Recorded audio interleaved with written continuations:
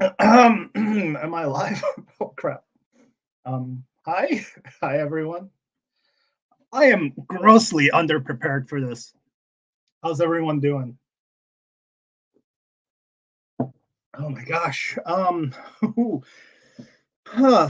Hi guys. Oh my gosh, we got. Oh man, Diecast Media Network, freaking twice Diecast, Romeo Eduard, Liver Diecast. Jeez, what's up, guys? Everyone's here for this epic, most epic of all live streams ever to behold.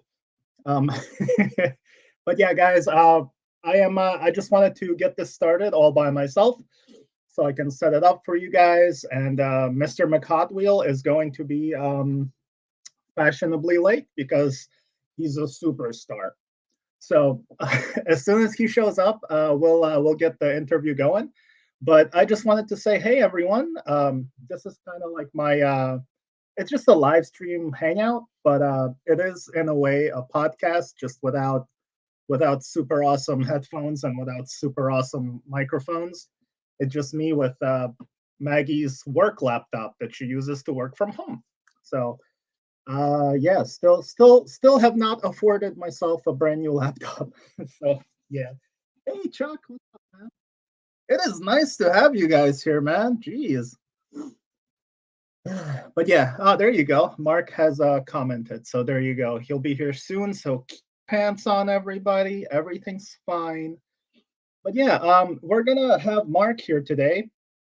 Mark McHotwheel. You all know him as Datsunman Diecast, I guess, or Mark McHotwheel.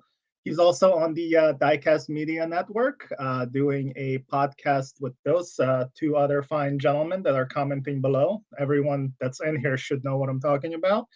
Mark also has his own podcast, which is named the same, Datsunman Diecast podcast, which is awesome. I've been on that twice, maybe thrice. I'm not sure, but yeah, I've also been on Diecast Breakdown, which is literally right now my favorite podcast. I really hope they put out way more episodes, but oh my god, the last couple of guys that were on there, amazing. Starting with Nostalgic, that was a good episode. Um, but anyway, um, yeah. So yeah, that's it, man. If you've never watched Mark's YouTube channel, please go over there and give him a subscribe because he is an awesome dude. He just got married, by the way. That's a side note. Literally just came back from his honeymoon. That's one of the reasons I wanted to interview him. See how it's going, how it is. His lovely wife, Kimber, found her first supercharger hunt like a day after they got married. Check that video out on his channel, Datsunman Diecast. And I'm going to stop saying his YouTube channel. I've said it enough, man. But, I forgot to do some of this professional stuff here. Like this. Ooh, look at that. Would you look at that? Look at it. Oh, man, that's awesome. Nice. All right, let's back this thing up so I'm not in your face too much. But yeah, let's get some of these comments going. Cool. There we go. So yeah, I'm gonna pretend like I don't know that someone's joined the stream.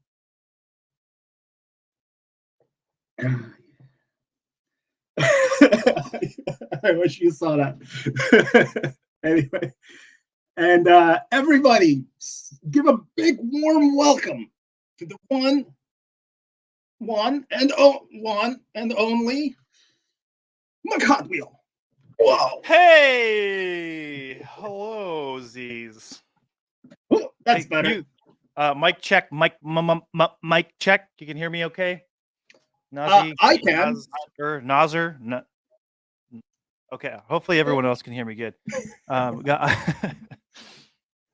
I can. Okay. I can hear you loud and clear. Probably clearer than you can hear me because I don't have a mic or earmuffs. I got you this mic. I got mics all over the place. Hello, yeah. Nice. It's a cordless mic, yeah. Wow, look at you, big baller. Mikey Mikes. I just got like 6 mics. I got one over here. I'm like, yes. And yes. Yeah. Mic check 1, mic check 2, 3. Syphilis. Mike's checks. Mike's checks. All right. People get ready. There's gonna be a lot of weird randomness, and we don't know what we're talking about today. Beyond stuff. We collect Barbies. Hi everybody. Barbie camper. Barbie man. Barbie camper. I've always got it handy. Of course you do. It follows you around. It's my pocket car. Possessed. You know that horror movie It Follows? With you, it's the Barbie car. Yeah, it follows me. Christine. It's the Barbie that has no one driving it. Oh my god. And it still stays Hot Wheel size. You're just like, yeah. Oh man, I can't see the live chat for some reason. Oh no. Weird. Wait a minute. Comments. I can see them. That's not enough. Oh, here we go. I clicked on comments. I was in private chat. Oh, good. Yeah, private chat. Yeah, you're like, there's answer for no private chats. Do what you wanna do. Well, okay. I've said hi to your 2 homies that you do the crazy podcasts with. Yes, so we got twice Diecast. Let me go ahead and open every single car that I have and put it on display behind me in a case with multiple colors. But I still save the packaging, and I'll put them back in eventually. We love you, David. And then we got Chuck here, Rapid Nismo. Eddie! Hey, Mac, don't go on podcast. They're not safe. Stay home. I am home. Stay home. Stay safe. Truths, Mark. Got Romeo talking about my engine blowing up. It's a big joke to everybody, apparently. I was looking at that before I got in here. People but you're going to go ahead and blown up it. Engine. That's getting fixed. It's going to be 1,000 wheel horsepower. It's you better break that in. How long does that take to break in the new engine? Like a week or something? I don't know. There's all kinds. It's one of those things where there's like 10,000 different opinions on how to break in an engine. But I would hope that they do. I think they might do some. I might put it on a engine dyno, the place I'm sending it to.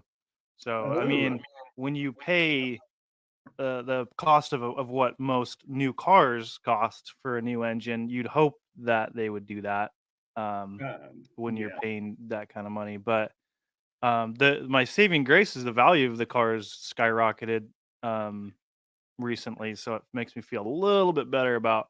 I mean, the goal was to build that engine regardless, but was I ready for it to blow up? Yeah, I actually was. Because I bought it. Yeah, when I bought it, it was burning oil like way more than GTRs. The GTRs don't really burn oil, and it was burning a lot of oil. And I had it documented for a long time that it was burning too much oil. I had an extended warranty on the car. They denied the whole claim. I can't wait to like just really make it known to the world that these guys are not good people, these extended warranties, because I've dealt with them so much over the years. But yeah, it's I'm gonna go after them once I get it done. So I'm coming for you. Yeah, you do that. Yeah. Just pull up in a Datsun, be like, hey, Mark, I'm gonna send Eddie after him, that's for sure. Mark, give me the address. Who are these warranty extension guys? Nice. I'm gonna find them. I can see Eddie being quite intimidating. Roll up in his Hummer, just be like, "Hey, you, come over here. Come over here. I need to talk to you." It's like, yeah. Yeah, it was. Yeah, I didn't. All right. Yeah, I've blown up some engines in my life for sure. And Me too. You know, it's all fun and games until Rapid Nismo's engine blows up in his Juke, and then oh my god. Because he can't listen to "We Are the World" by Michael Jackson. But yeah, he's been bugging me lately. He's, you know, well, yeah, what, you can use one of your pistons out of your blown engine. And that's Rapid Nismo's voice now. Like, hey, what are you gonna use? One of those pistons that blew up in your car? He's not even British anymore. He's just like, it's in your car, Mark. It's in your car. The pistons blew out of your engine. You're gonna need a new engine. He's gonna do a reveal soon. He's actually from New Jersey. Yeah. Hey, Rapid in the dark. guys, this is my jukebox. I like 50 songs. Did Hard you ever hand. see him hop onto my live stream on? I don't think many people saw that, but it was pretty frightening, hilarious, all kinds of different things. But he hopped onto my Instagram, and it was dark. He was under the covers in his room. It was like, I see dead people. Like that's what he had his covers up, and he had his phone, and he said, "No, I can't be very loud, Mark. My parents are sleeping, and I want to be on this." And yeah, it's he's always seems to be in the dark, whether he's outside, whether he's in his room under the covers. I don't know. At least he keeps you on your toes. You don't, if you let him into some kind of a stream, you don't know what you're gonna get. You really don't. Rapid. Change your name to Rapid Under the Covers. Yeah, Rapid under the covers. I saw the whispering. I see diecast. I see it. There's so much diecast. Oh yeah, Chuck was there.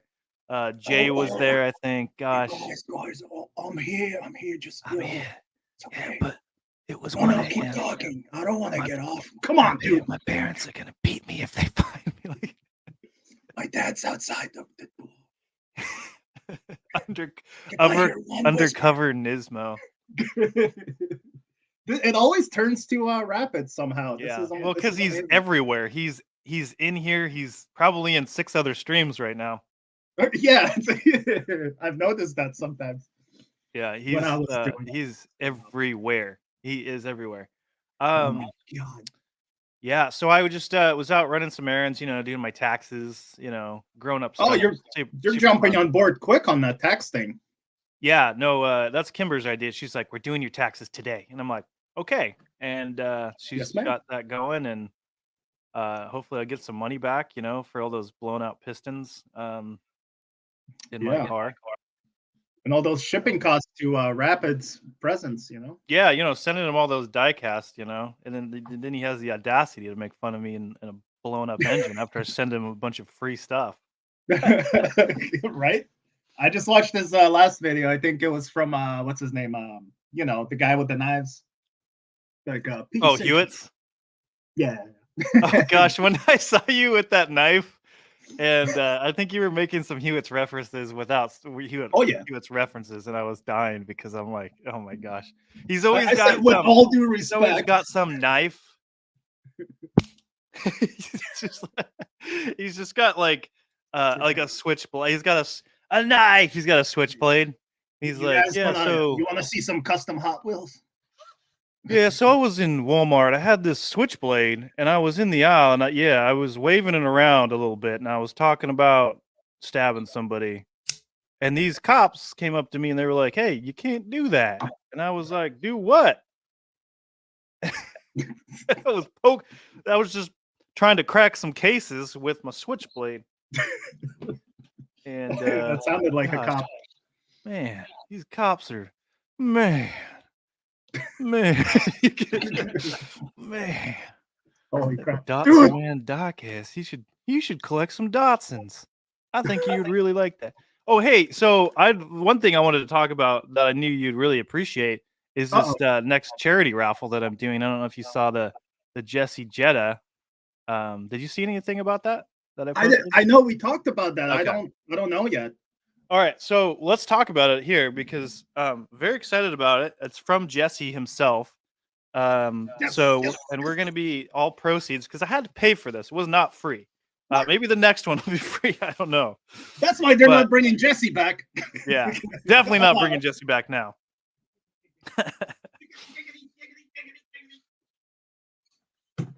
Oh, you got the little gift card? Backup. Oh yeah, I've got that one. I have, of course, mine's in a card because everything of yours is loose. Oh, it's loose, and I lick it and like smear my fingerprints on it with jam. Good. Oh yeah. Oh, okay. All right, I'm sorry. Go on. So, this is a signed Jetta. The door's already opening up. Jesse fell out. He's like, "Damn, I'm so scared right now. I fell out from the car." And so it's signed by Jesse, Chad Lindbergh, in multiple spots on the hood. I think it says like Jesse on the hood or something, and Oh, then on nice. the Yeah. roof. So he signed that. And yeah, he was on a live stream, and I was like, yeah, I bought one, and I told him I was going to give it away to charity, all the proceeds. And he was like, oh, let me throw in some extra stuff for you, Mark. And yeah, backstory is he lives like he's from like literally like 15 minutes away from where I'm born and raised, and he was there for the last like month or so, and then he just like left and went back home. I think he's in California or something. But yeah, we've got signed. I'll show you the whole thing. But he gave me. I'm debating on keeping one of these or or not. Hey, you should, man. So yeah, we got a Fast and the Furious signed by Jesse. There's something about T-shirts that calms me down. So we've got. I will be giving away at least one of those. I might keep one for myself. I don't know. I haven't decided yet. It says 1 quarter mile at a time. Oh yeah. I live myself 1 quarter mile at a self time. Oh man, that's fantastic. It is, man. So they're large. So if you're a person that's like super like big, this may not fit you. You may have to just wear it on your leg or arm or something. I don't know. Or just really, frame it because it's signed. Right, or just frame it. Or if you're a really small person, like a baby, and I don't think the babies are allowed to send me money in a raffle or anything. So I don't. Yes. Go to sleep, baby. Baby Rapid. So yeah, this is going to be the next car that we're going to raise money for charity. I'm not positive on what charity I'm gonna do yet, but it's going to be a good one. I guarantee it. You're going to love it. I guarantee it. And so yeah, he sent me what? Randomly do it for homeless cats. Homeless cats, yeah. Yeah. I like that idea. It's not bad. It's not People bad. People will be like, wait, what? It's not good. It's not bad. Kimber and I were just talking about that. We're like, she just made a reel on Instagram for my detailing, and she's like, it's not good, but it's not bad.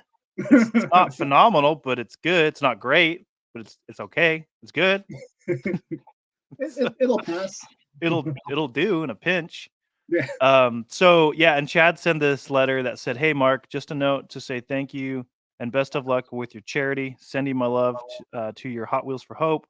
Happy New Year's 2022. Stay safe, Chad Lindbergh, Jesse."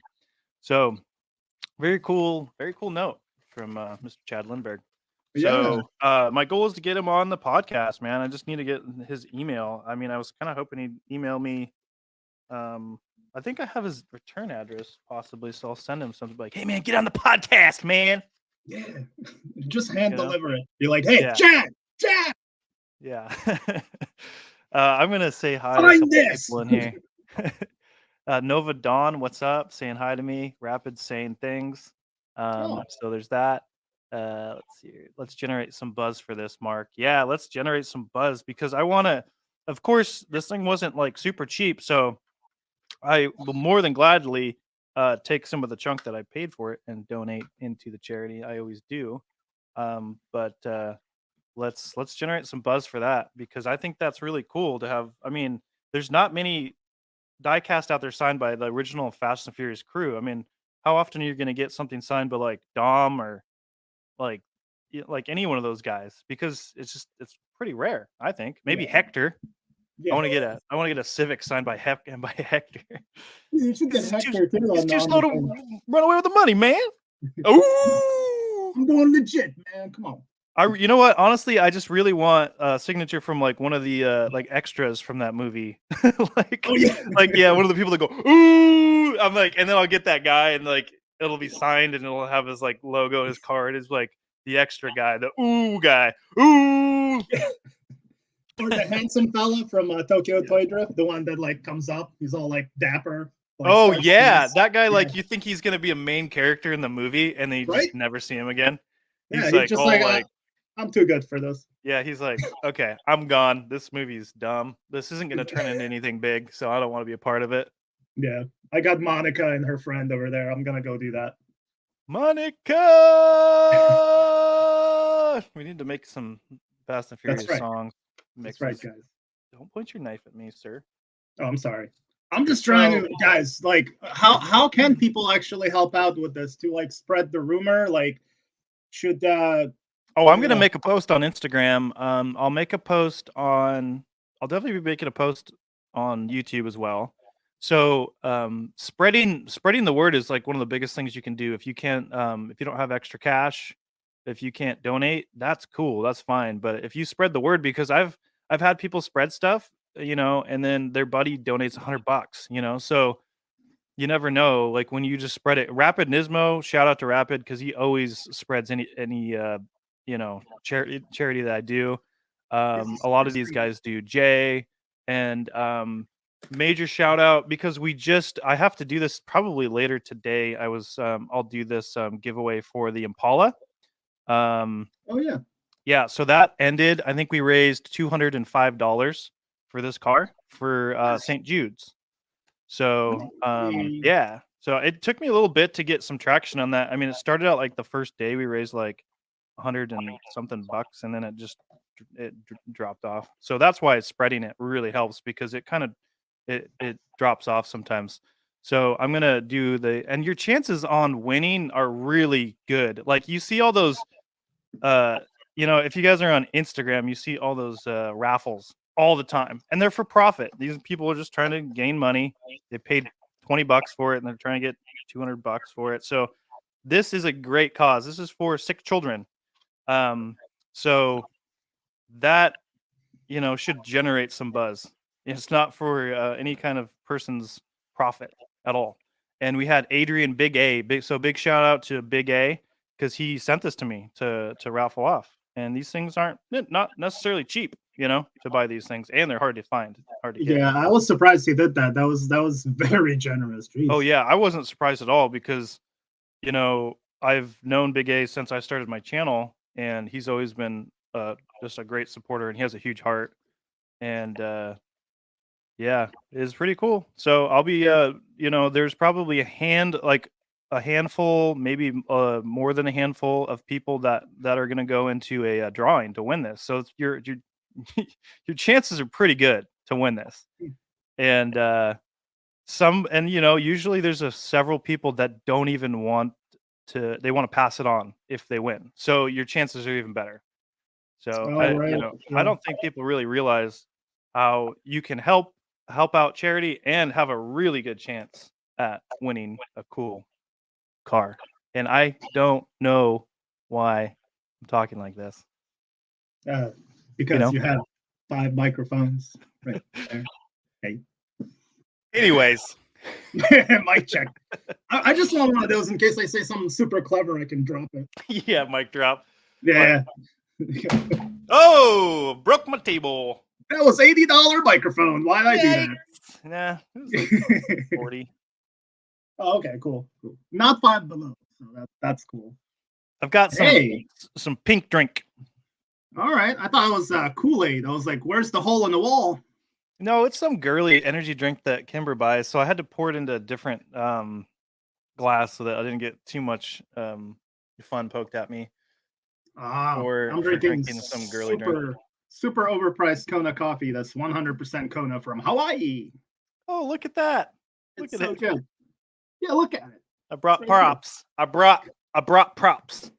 Yeah, man, that pointy thing, man. And I just wanted to show this off real quick. This really weird guy sent this to me. He was outside my window, and he like pried the window open, and he just left this. That's like the best looking custom I've ever seen.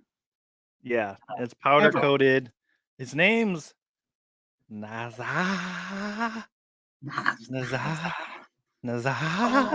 Right. The not Russian fella. Yeah. Not Russian. Definitely not Russian. Yeah. I'm always like, because David, I think David's still in here, right? I'm always like, he sent you those Soviet toys, and I was like, don't mention the Russians. we talked before that. That's yeah. He's like a long conversation. Don't get Nas going. He's gonna get all fired up. just Hulk smash. You just start breaking everything in the whole room. Like you break everything that I've ever sent you. It's just for some reason you're taking your anger out on me, and that's it Oh wasn't yeah, even yeah, me that only. sent it. You're just burning stuff that I sent you. I'm like, what is lady. David? What are you doing to me? Sabotage. So The classics. Yeah, man. See David's commenting there. Classics, indeed. Can you bring up any of those comments onto the thing so I can see them better? Oh, is that yeah, my bad. I have not done one of these in a while. There we go. Sorry, I'm lagging too. No problem. It just helps me see a little bit better because it's not really doing a good job at scrolling on my side. So this is the box they came out of, and yeah, that was super cool, by the way. That was really a great thing for David to do. It's the first nice thing he's ever done. It's literally the first thing ever. Yeah, probably the last too. Fella. Yeah, he's pretty shady. It's probably going to be the last nice thing he's ever done. There's probably some hidden agenda behind it. Like he's got a bug. He's got it bugged, and he's yeah, I know, the right? Russians. The Russians are tapping. He's tapping working your for room Mother right Russia. We know this Nas fellow. He's been talking mad crap about us. We will find you, little. Oh Nas snap! man. Wrap it with an actual good joke. Look at that. And so your engine blows up. Hey, Rapid, just so you know, you're never getting anything from me again. Yeah. Yeah, or pretty much any of us. Anyone, yeah. We're influencers. We can make we're happen. Influencers. We can influence anyone to do whatever we want.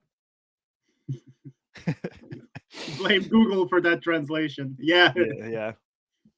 Oh God. So he's just Google Translate. That can be very deceiving. So, yeah. Take my face off the screen. That pic is 9 years old. You're Change 9 years old in that picture. You look at least 10. Yeah. Update your photo with some. Yeah, update your photo if you don't want us to post it.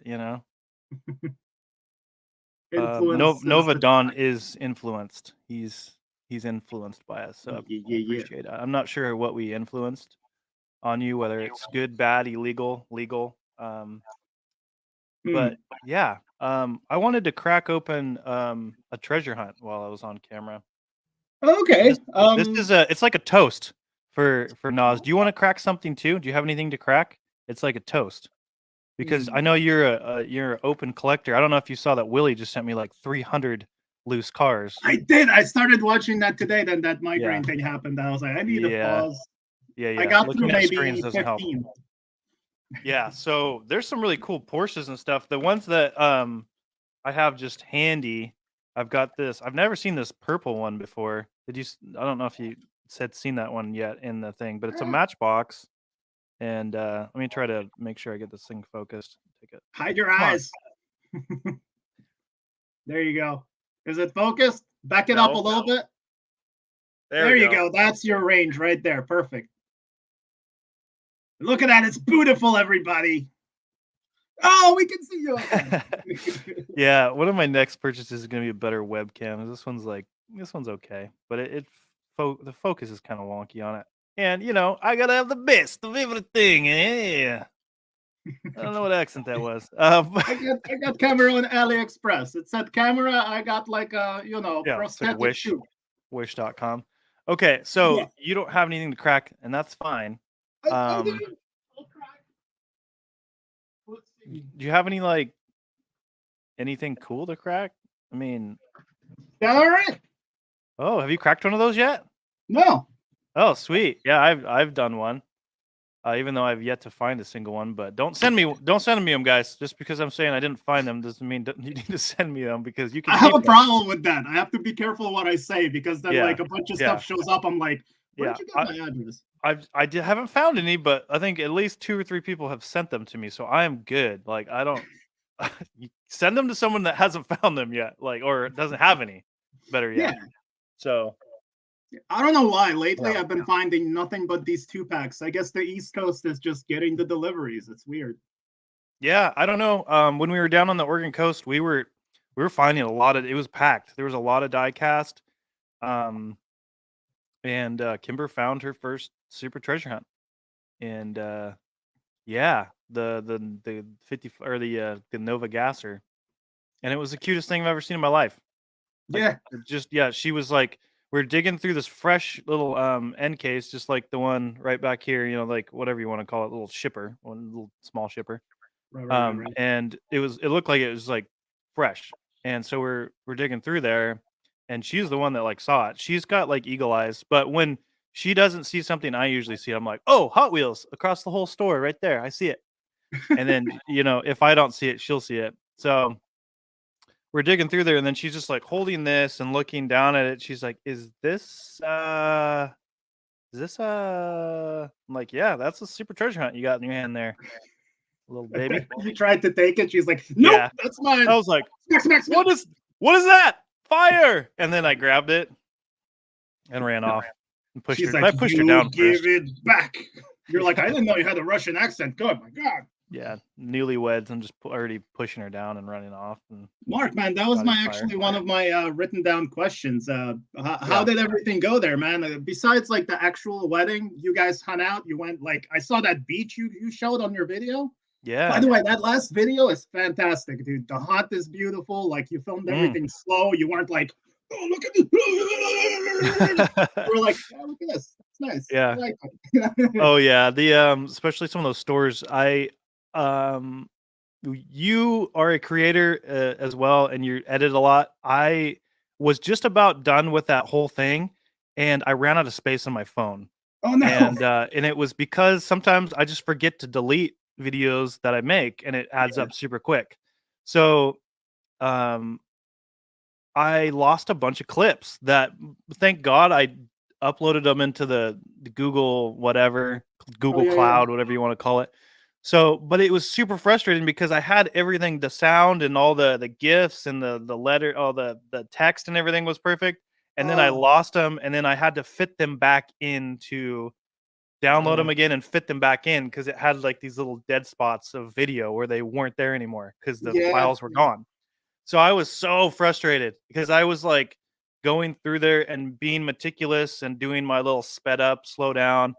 And it's always just a constant reminder for people that, just save it and come back the next day because I couldn't function anymore. I was so frustrated that I was like, I think I ended up finishing it like 2 days later, but I just got the urge to do it all of a sudden, like I was, oh, there's Kimber. She's downstairs. She's got a headache too. So she's on times. Yeah. You're on the same schedule. When I have a headache, she doesn't. When she does, I don't. But yeah, so the next couple days I just had a really strong drive to finish the video, and it just came out of nowhere. So yeah, I always put a pen in things sometimes to come back to it. It's like anything artistic. If you're painting something and you can't find the drive to like finish it, or you're frustrated, just stop and come back some other time, and even when I'm detailing cars sometimes and I've got it for a couple days, I just stop if I'm frustrated, I'm not getting anywhere, like paint correction and stuff like that. I'm just like, all right, I'll just do this car tomorrow, work on something else, or do the interior of it. But yeah, so it was fun putting that video together, and Kimber was the one that was really wanting us to go hunt and go to antique stores, and she found Pyrex bowls, like vintage ones, and that, like, those are really cool because I remember those growing up, and we found those for her, and that was a gift for her. They're not cheap anymore. Those things are very expensive, and she found them for like $125 for like a mint set, and we were looking on like eBay, and they're like 200 plus a lot of the times for the set. So she found that house cleanouts a while ago, like years ago. Yeah. And whenever we do house cleanouts, the guy I work for, he's like, always go to the kitchen, and if it says Pyrex, you put that in the truck. So that's how he said it. You put it in the truck. So, yeah. But yeah, man, that's crazy how like a lot of stuff like that just raises in value after many years. Well, that stuff, those bowls, those vintage ones, those old ones, vintage, Mark, it's vintage. Yep. Eddie. They're strong. They don't break. They're like, I mean, they can, but they're very strong and they're in good shape. They're not chipped, so, and you can heat them. I'm so scared right now. Sorry. Yeah, it was cool for her to find that, and we found some really cool stuff and it's all downstairs, I think, for the most part, for a lot of the stuff I found. But I found the Johnny Lightning, that gold kit, like that, like a 10-pack or something like that of all these cars. They're like a gold edition from like 1993. We went into that RC store. You probably saw that. Did you see Oh that? Get yeah, that the far? whole video, dude. Oh, you I saw the like whole one? watched that with Maggie. We enjoyed the patootie out of that. Yeah. So we went in there, and that was really cool. Like to it really got us looking into RC cars. Like not like go crazy and buy a bunch of them, but to find some that are cool. Because I do car shows when the weather's nicer, and to have one of those little Impalas that hops and does all that stuff. Like I'm like, that's so cool. I didn't know that existed. So this guy was like getting us all jazzed up, like about these RC cars. Oh yeah, But no, I I mean, saw you talking, like you're filming stuff, and I'm hearing him in the background, like, "Oh, you got to look at the yeah, oh, he's check talking to this out." He's Kimber. like trying to explain everything, and then Kimber's like, "Oh, he had me at 70 miles per hour." Thank you, baby. Kimber brought upstairs some of the cars that I found, so I will grab those real quick here if you don't mind. Oh yeah, that's cool. Yeah. All right, now everyone can talk about Mark behind his back. Those are by the way, my RC cars right there on the wall hanging. All right. Whoa. So she heard me talking about these Johnny Lightning chrome like limited edition ones. Up. Hold up a sec. Yeah, dude, wait. I'm so happy you picked that up. That's awesome. Yeah, I think there was a couple other editions there of like basically these same cars, but I just like the gold ones because the other ones weren't that cool. But yeah, I was like, nah, I don't want to buy more of these same cars. It's got a bug in there. It's got like a Ranchero 32 coupe, I think. Some really cool cars. So give you another look there. Backside. Yeah, look at that backside, everybody. Look at the backside of those guys. Yeah. Look at the butt on that one. He He must work out. He must work out. So yeah, there's that. What else do I got in this one here? Ooh, I got this. I didn't know that they were making these back. Like this was it's a 3000 GT, I think. Yeah, 3000 GT. It's called a Mitsubishi Spider, which is not really correct. It is a Spider, but not a. So yeah, I found that down in that hobby store, the pop culture one. I know you'd like. Whenever I walk in there, I always ask her like, "You got any Back to the Future stuff?" And she goes, "Oh, just my own." She's got a couple things hanging up. She's like, "Those aren't for sale." And then she always Exactly. remembers me. And this is something that I think Rapid Nismo would really like that I'm not going to send him anymore. Yeah, sorry, Rapid. I was going to send him this, but then he's like, I think these engine jokes are funny. And well, I think I'm going to keep it.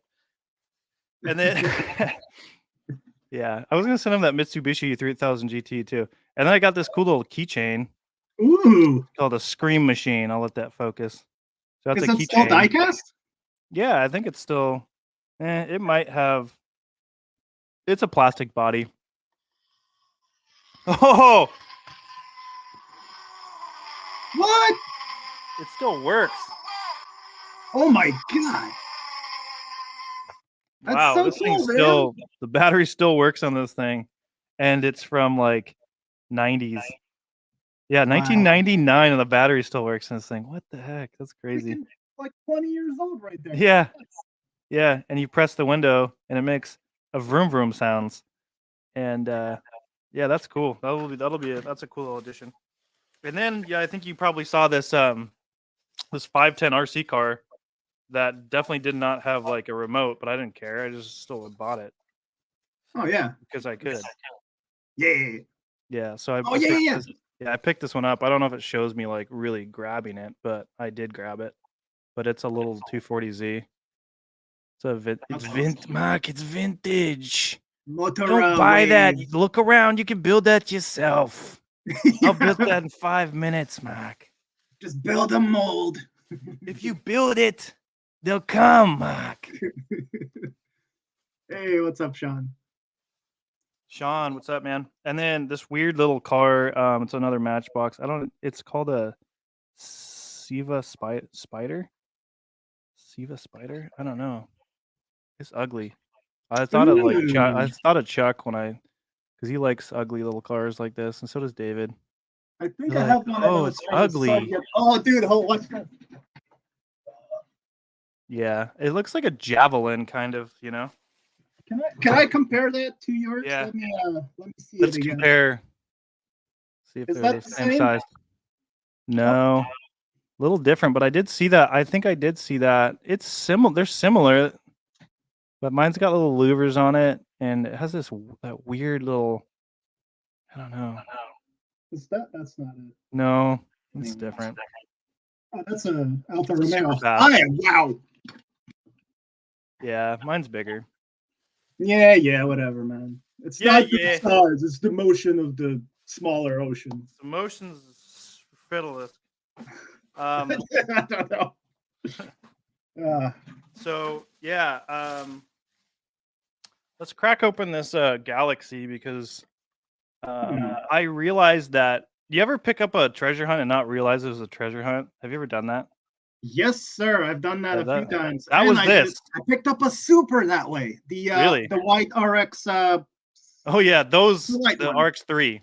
Yeah, Three, those. that's it. I've always complained about how like those didn't even look like supers. I mean, the wheels even look the same. You have to really look. Yeah.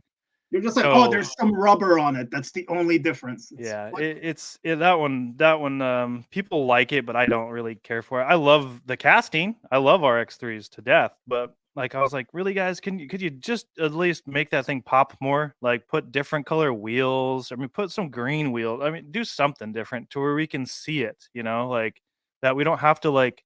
I was looking at the car. Sitting there looking for like 5 minutes. Is this a supercharger? Is it? Well, is it? Is it? Oh no. Okay. Okay.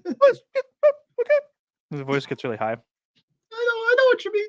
What? Okay, then. Old dude, Mark, where is the Kodak car? What's a Kodak car? I don't remember you seeing a Kodak car. I don't know. Kodiak, what is a Kodak maybe? car? Kodiak?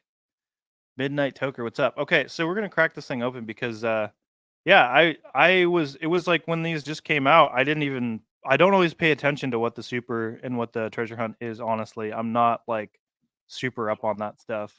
I get up on it pretty quick, like once cases, because I honestly don't care until I start seeing cases. I'm like, if they don't exist in my area, then why do I care? But I guess exactly. If I grab what I like to begin with, and this car.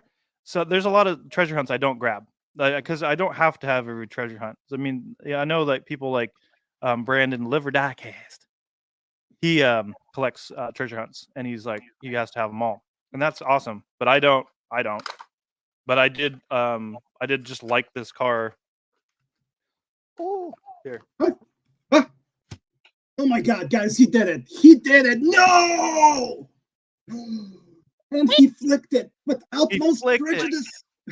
Ooh, yeah, it just, you know what, man, it just feels better out of the. I'm just gonna cover my eyes. Get it back. Give that camera a minute. Just right to cover your eyeballs. Come on. I need a camera like my Sony that like is lightning fast autofocus. Yeah. Well, that's why these cameras aren't expensive. Yeah. I think everyone knows what it looks like. Yeah, but it's really cool. It's weighty. It's got a good amount of weight to it. I just love the livery on this thing. It's so nice. Yeah. 21 Jump Street. There we go. 21 Jump Street. 21 Jump Street. Yeah. Gotta be 21 to get a beer. And drive this car over here. Just over here. Rest in peace card, Edward Tudor. Liver Diecast. Woohoo! Do please try and make your way up north. Oh, okay, that's not for us. He's not even talking to us. Yeah, he's like having all these conversations with everyone else. Oh, Liver Diecast. Look at that. Is that the famous rapid? Oh, geez. Oh, is that his favorite one? Is that Brandon's favorite one? Yeah. Of the tier. It's his favorite one of the tier. It's just like single tier. Single tier Brandon. Oh, wait. I forgot I wasn't on here. I'm like, I'm just watching Mark's live stream here. Yeah, I'm just like, wow. Where's Nas? I hear somebody talking, but I can't see him. I'm just a voice. I'm just a dude playing another dude. Just a dude in this world, just a dude. Oh, I was gonna crack open something else. We're just gonna crack some stuff open. While he's looking for stuff to crack, everybody remember we're trying to get Chad Lindbergh on your podcast or Yeah, on Breakdown. we'd like to have him on the Diecast Breakdown. Okay, For cool. sure. Yeah, everybody freaking, I don't know, do something. Help us out. Or help them out. If you spam him with comments on like Instagram, then he'll see it and he'll be like, "What do you mean? What do you mean?" There you go. Hashtag then, your comment with what? With the Diecast Breakdown. I mean, just Diecast Breakdown. Yeah, just like anything with him, just like tag it the Diecast Breakdown, and then we'll get him on the radar. And it'd be really cool to have him on. We've had some really awesome guests on there, and I think he's got a great personality, and he loves cars, and he loves helping charities and stuff like that too. So yeah, I think we can all agree that we all like him as well, and wish he would come back at least as his own father. And that's my prediction. He comes back as his dad. He goes out of prison, and he comes back, and he's like, "My son's gone. I'm gonna freaking go and race." So yeah. Yeah, he could come back as his dad or something. I don't know, man. I feel like that makes logic, but I don't know why I'm bringing logic into a Fast and Furious franchise. You don't need to. They're going to go back to the future, man. Yeah, it's not needed. Got too much light in here. Let me turn that off. So yeah, that would be really cool to get him on. And we're looking to get some other people on there like Mike Zarnock and who else? Magnus Walker. Trying to get him on. Jay Leno, eventually. Conan and Brian? Bring them both on at the same time. Yeah, Conan and Brian and Jay Leno. I don't know if Conan's into cars, honestly. I would get Seinfeld on. Should get Jerry Seinfeld on. He'd be interesting to come on. He does that coffee and cars show. Yeah, cars and coffee. But a lot of these car guys have diecast. Like Fireball Tim. I don't. Did you see that one? I think yesterday. Yes, sir. He neglected to tell us that he has his own car from Johnny Lightning. There's a Fireball Tim diecast. He has his own car. He neglected to tell us that. We found it out after the fact. We're like, wait, you have your own diecast and you just didn't tell us? He's like, oh yeah, that. Oh yeah, I remember that. I do have my own diecast. Yeah. But yeah, it was like the smallest achievement of his life. It's pretty honor, don't get me wrong, but to him. Yeah. What's up, Bruce? How you doing? The Zolo is solo. Hello there, gentlemen. Hello, Bruce, Mark, David, Chuck. Any prospects of getting customizers on the podcast? Yeah, we just had Jakarta Diecast on, but he's not. That hasn't posted yet. But we just interviewed Jakarta Diecast, I would say the biggest diecast channel in the world on YouTube, 1.2 million, and we don't care about the numbers. We know that he deserves those numbers because of his hard work and his humbleness, and it just comes along. He's just been grinding for many years. Started posting on his phone. He did all of his videos on his phone. So whenever somebody's got an excuse like, "Oh, I don't have the right equipment," well, all you need is a cell phone to get going on YouTube and Instagram or whatever. So yeah, it's he's a great inspiration to many people, and it was awesome to have him on. His wife was on with him because he's got he speaks English, but it's a little broken. So which is fine. I only speak one language, so if anyone else can speak multiple language, hey, you got me beat. So I'm not going to complain. But it was really nice to have her on, and they're both great people, and been able to get to know them both a little bit over social media. And he's into RC cars, and now, gosh, I might start to get into RC cars. But he drifts RC cars too. So yeah, look out for that. Chuck can probably tell you when that one's airing. He's right there. He said, and then Chuck also said, just email the Diecast Breakdown if you want to get onto the show. Because we have small channels, we have big channels. It doesn't really matter. We're not looking for clout, as they say, as the young kids say. Yeah. So but you know what? I mean, I'll say this. have a presence online. Don't just say I want to be on your podcast. Have some content. Meet some people. You know, be a part of the community. Yeah, Because if we don't really know you, it's like get to know us. You know, be a yeah. part of the community, and we'll have you on. But we're not just gonna we're not just gonna have a bunch of random people on that we don't know. They don't give out Um, trophies for participation. no, no, I'll just put it but that I do. way. Yeah. Here, I'll make But you I one do. out of this paper mache. Yeah. You're a winner. Here's So a yeah, star for there's your forehead. yeah, just email us. We'd like to see what people have for content. I mean, of course, we want to make sure you're not a wet sponge and don't have any kind of personality before you come on, and that's just me being real. So, Yeah, yeah. you want to know who you're talking to, and people that I have on my podcast, I want to know somewhat about them and know what their personality's like before I have them on. Oh man, So, it would be amazing. What do you think the chances are of getting Mr. MI right here? You oh, think he June might be Mai? too big? No, I don't think so. I think June Mai is a great prospect to get him on. He's not beyond. I don't think he's beyond coming on. It just, it's a process of getting to. I would like to get Sung Kang on as well. Oh yeah. A buddy of mine actually, and I've said this before, and maybe you guys have heard me, but my buddy of mine, a Datsun buddy of mine, spent a couple hours talking to him on his cell phone about wheel fitment for one of his Z's because he had noticed him because my buddy's been doing it forever. He's got right hand drive. He's got a Hakosuka that's like restored. He Mm. has a 240Z that's beautiful, done right. It's got The white one, right? no, he's got an orange one. I'll send you his profile on I don't know if he's private or not, but so um he's got the orange 240Z, and then I think he just sold one of his 510s to focus more on the Hako to keep building that. And but yeah, he somehow Sung Kang wanted to get a hold of him and talk to him for like 2 hours on the phone about wheel fitment and all this other stuff because he's been noticed how clean he does his cars and everything. So he says he's a really cool dude. I mean, who does that? I mean, he's a very famous person, and if I can just convince my buddy to give me his cell phone number, I'm like, hey, give me his number. No one will know. I won't tell him who I got it from. I'll just be like, I need to get him on the podcast. So yeah, so if I can get either one of those guys on, I'd be very happy. Sung Kang or June Mai. I think June Mai we could get on. Especially we're gonna get some other designers on. So, if they see that we've talked to some other designers, that'd be awesome. But he's definitely my favorite Hot Wheels designer. Yeah, same here. Um, Right up there with Ryu. yeah. Rest in peace. Yep.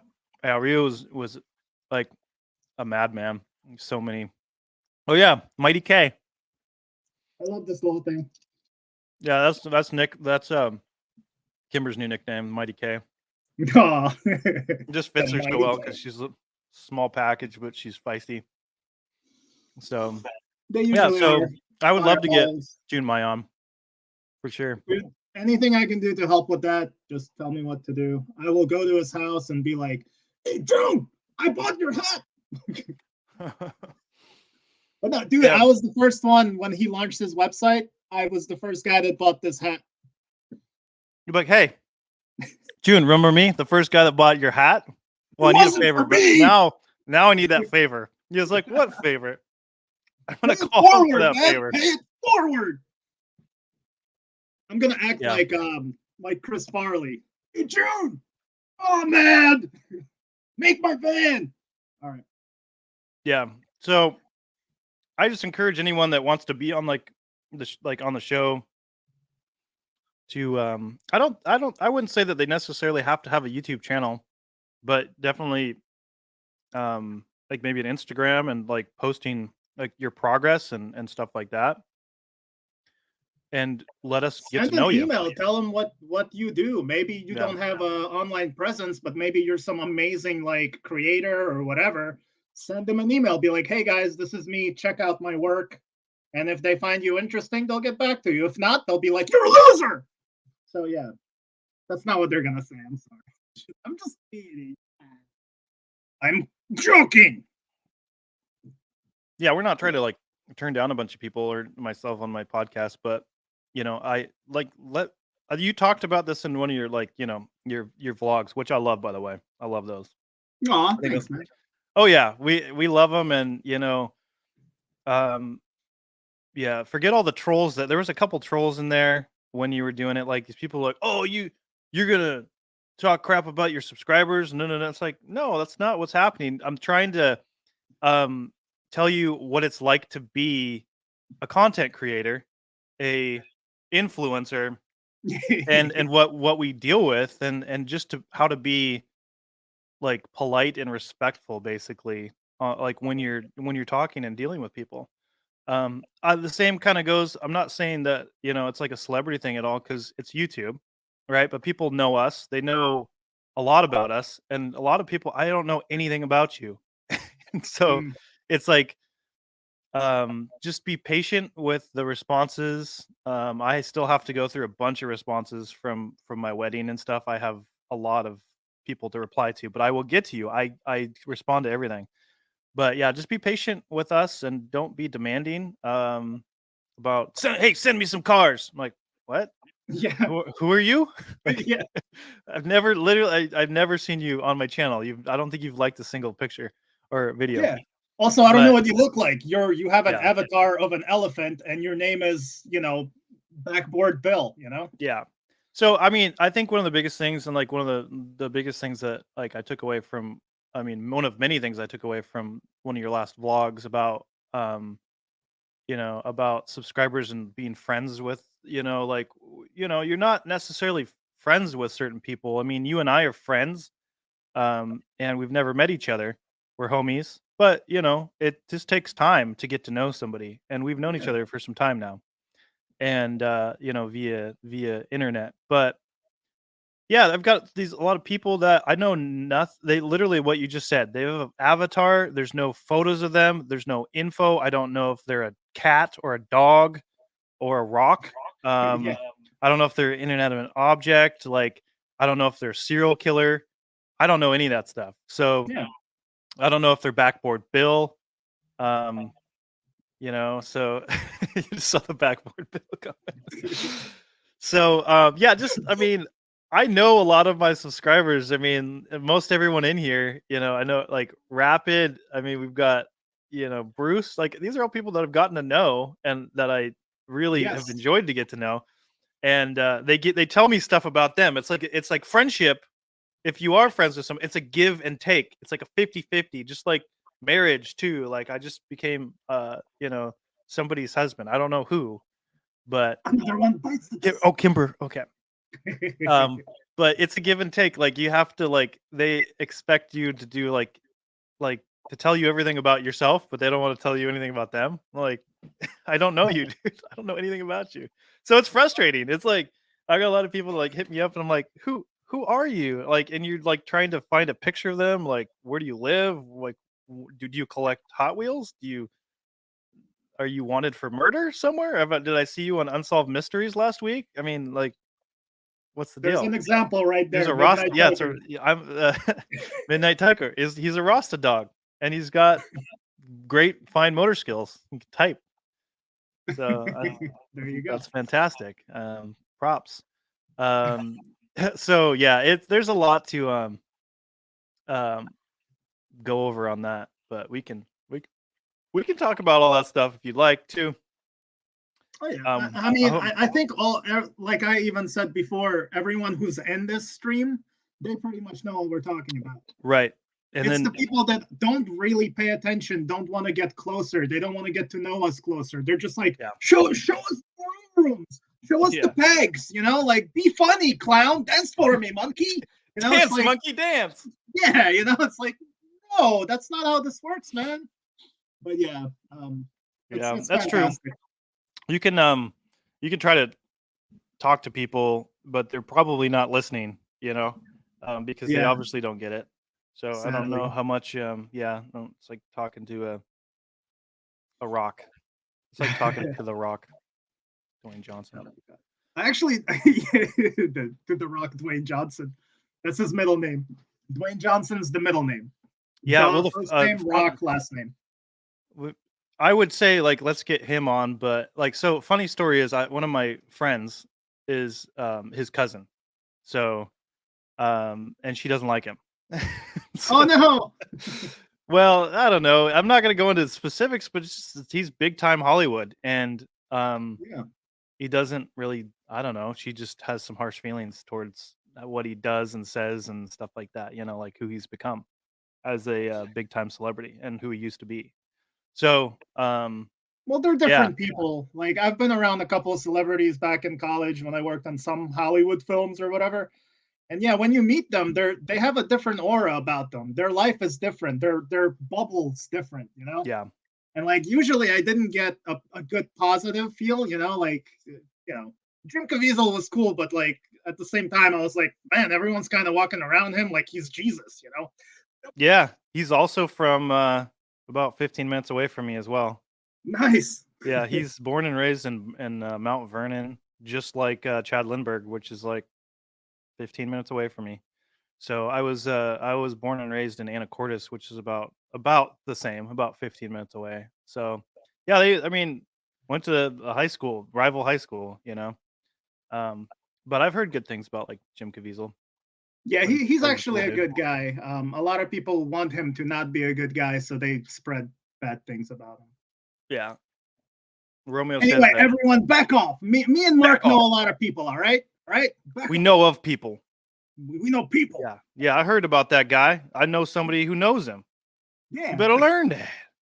it's like the You Kevin better learn Bacon that. 6 degrees of separation. Yeah, Everyone knows Kevin Bacon through 6 people. I am Kevin Bacon. Oh, watch out for the freaking tremors. Tremors. It's not a tremor. It's a tumor. Oh no, that would be a great spoof. Oh It man. comes Look out at, from under the ground and it's a hey, tumor. it's You're like, Backboard Bill. Backboard Bill's in here. backboard Bill, where? It's right there. Good. He was this Nas guy, and why do they keep bringing up my name? Backboard Bill. Somebody just changed their name. Oh man. Oh, right here. That's Yeah. that's fantastic. And it's a picture of an elephant. Backboard Bill. Oh man, that's fantastic. Who are you, Backboard Bill? I Dang want to know. Who are you?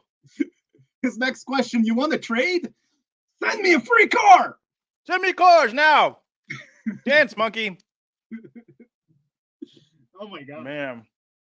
Oh So, man, dude. I actually kind of wanted to ask you. You can go as deep into it as you want, but sure, it's like a, I guess, personal question that I want to know. It's about sure. the Datsun situation in your life. Your The Datsun. situation. Yeah. So during one of your either live streams or one of your videos, you mentioned that you've had like 5 or 7 Datsuns in your life. Ooh, no, And more than that. That's just 510s. I've oh had no about, way. I think this is my 6th 510, and I've had 2 or 3 Zs, Datsun Okay, Zs. okay. Yeah, I've never had a 240. I've had two 280Zs, like mid to late 70s. So I think they started in 70. why do you still have only one? Did you crash them? Did you just kind of want a different thing? Did you want to make different mods, or what happened?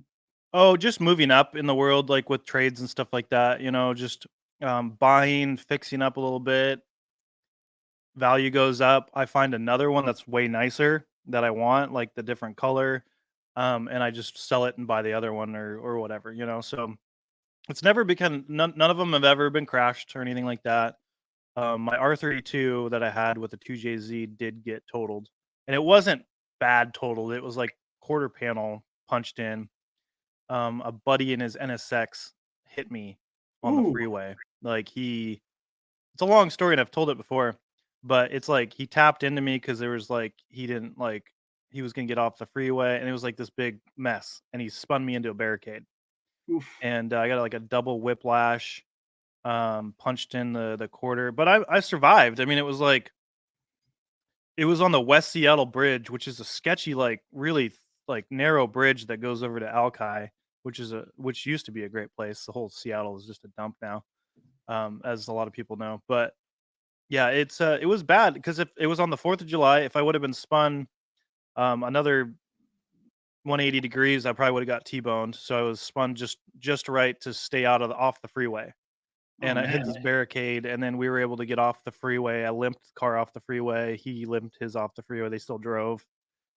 And yeah, you know what? It's just a car. Like he was so upset about it and he caused it. And then people were like, "Oh, you must be devastated." I was like, "No, it's just a car." Like I sold it. I got insurance money too, so I like evened out on it because I just spent a bunch of money putting a 2JZ in it. I was one of the first people to do that. There was like Nice. it was quite a few years ago. So it was before Skylines were really a thing. They were really hard to get. So yeah, but I was okay. I was like, I'm okay, you're okay. They're just things. We're gonna buy some other cars. Like I bought an ISF after that, Lexus ISF. I had that. I got that into Modified Magazine, and I was the photographer Oof. for it. So Nice. that was really a cool experience too. Um, when I was shooting, I'll veer off. I'll come back to your Datsun questions, but I got to tell you the Yeah, story because it's funny. it's all So part of it. so I win a competition in the car shows. I think it was like I can't remember if it was Hot Import Nights or one of those types of car shows. Modified Magazine. They were doing a competition to see who won the most votes, and then you'd get your car into their magazine. They'd give you a page, and so I won with the ISF. I had tasteful mods, lowered, nice wheels, nice fitment, like a bunch of cool stuff done to it, and so I won. And then the one of the like the editor guys was like, "Oh, I know you do photography. I've seen your stuff before. I know you do that. Do you want to shoot your own, issue? Do you want to shoot your own car?" I was like, "Absolutely." Like I've Yeah. been waiting my whole life for this. Like not only to get my car into a magazine, but to be able to be a published. They pay you for it too Yeah. to be Yeah. a published photographer. And Official, official, and professional after that point. yeah, yeah. And I've been paid for some stuff before in the past, like for photos for like coffee companies and stuff like that. But this was a big thing. So I had to find a good spot to do the photo shoot. I found one in my town, and it was a abandoned farm that was owned by the city now, and they're gonna make it into a park. So really cool red farm buildings, just really cool kind of abandoned type feel to it. Yeah. So I went through the proper channels and I contacted the city and said, "Hey, I'm gonna be shooting a car for a magazine. Can you guys let me shoot here? Like, can I get permission? Can you open the gates? Because it's all gated off and everything." So I said, "Oh yeah, cool, yeah, no problem." And so they had one of their city people come out there, open the back gate, let me in. Um, they just left it open an hour prior. So I go in there. It's getting a little. It's like evening time because I was gonna wait for if you've done some photography, correct? Oh Like, yeah. yeah. So lighting's everything, right? Yeah. So it was a nice day. The sun's starting to come down. Light was good. I waited till the sun started coming down a little bit because it The was too golden bright out. hour. The golden hour. So I get there, light. I'm like hustling. I'm like, oh, this light's perfect. So I start shooting all these different angles. I took my front license plate off the car and the rear. No, wait, I didn't have a front one, so I took the rear one off because I didn't want it in the photos. I didn't want to edit it out. It's just simpler that way. And so the light starts dropping. I have headphones in my ears, and I'm kind of finding my muse. Like I like to listen to music while I do stuff, especially shoot Nice. photography. Get in the zone. Get in the In zone. the flow. Datsun zone. Nice. So I'm shooting, and it's starting to get dark quick. And I'm like, it's right next to kind of a busy highway that goes into the next, like on the island.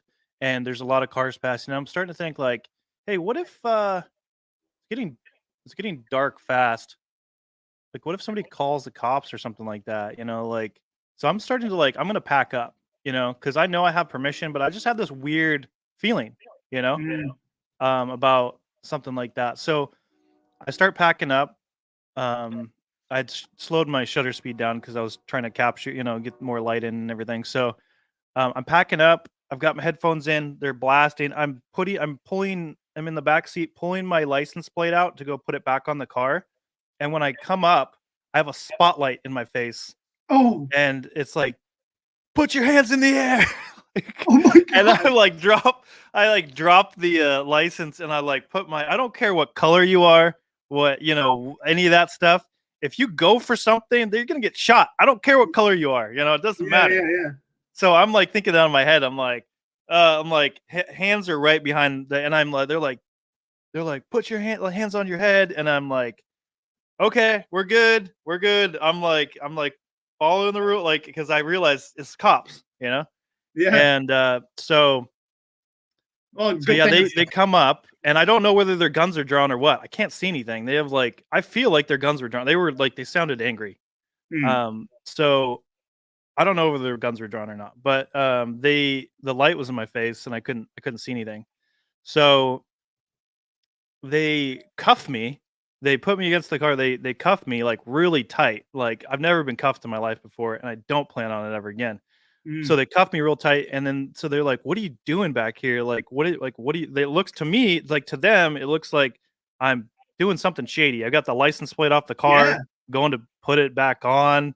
It's an abandoned place. Although I got full permission from the city, there was some communication errors. So they put me on the front of the cop car. Like I sat down and I said, "No, man, I got permission from the city to do a photo shoot with this car for a magazine." And I just kept really cool. Of course, I mean, heart's going.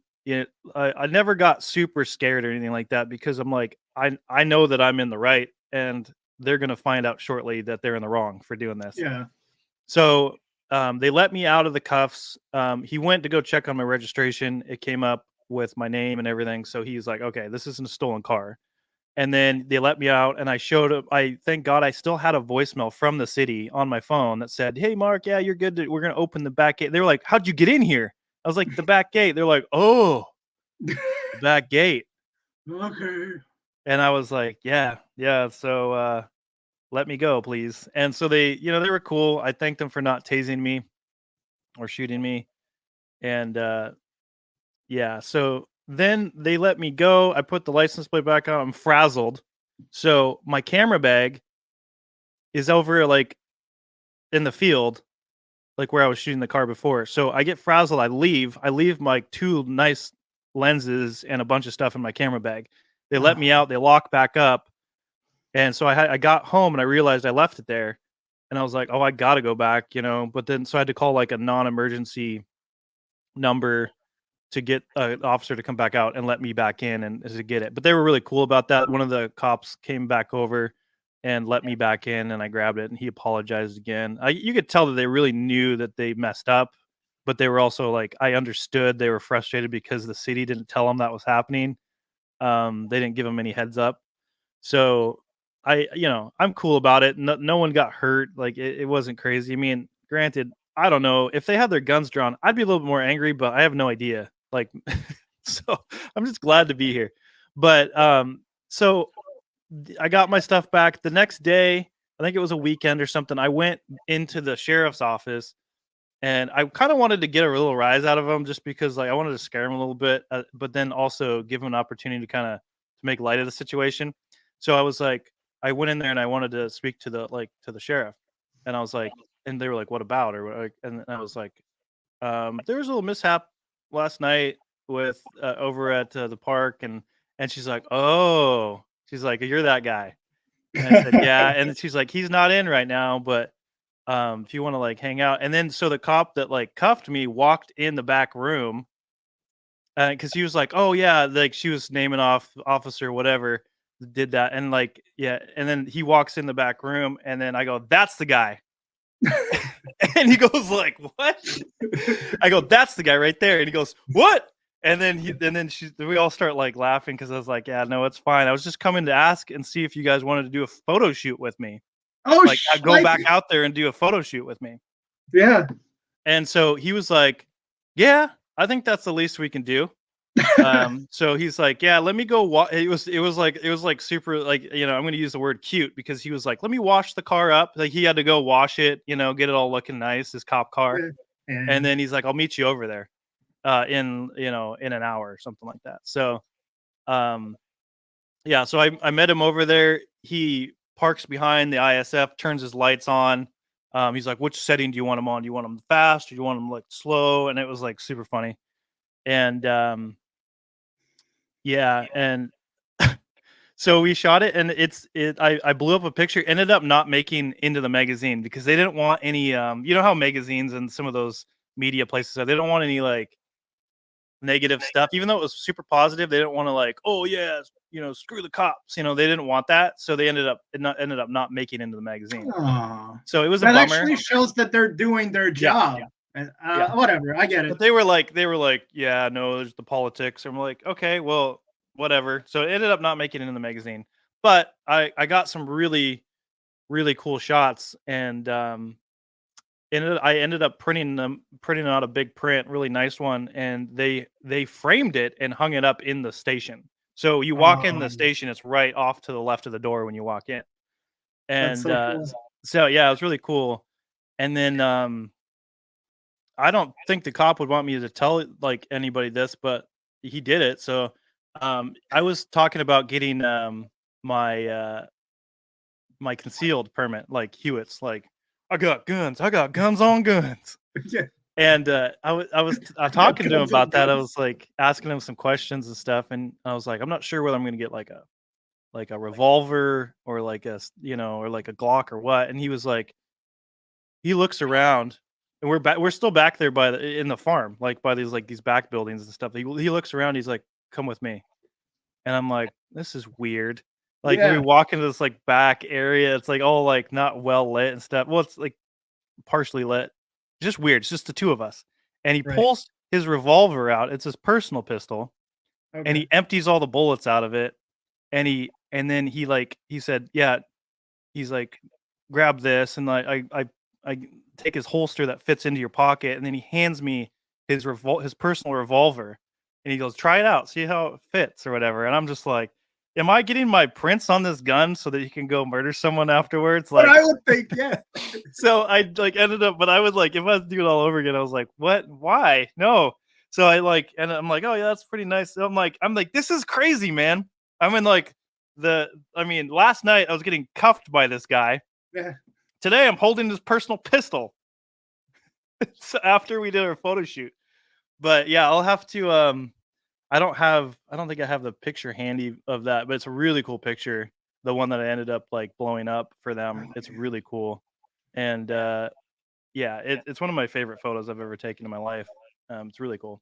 And it's just, Man, you know, however you can, I would love to see that. Or just like, is there a way I could see your other photos for that magazine that did make it in? Oh, you might have it there. oh yeah, I definitely have a printout right behind me. They sent me a really cool um magazine print thing.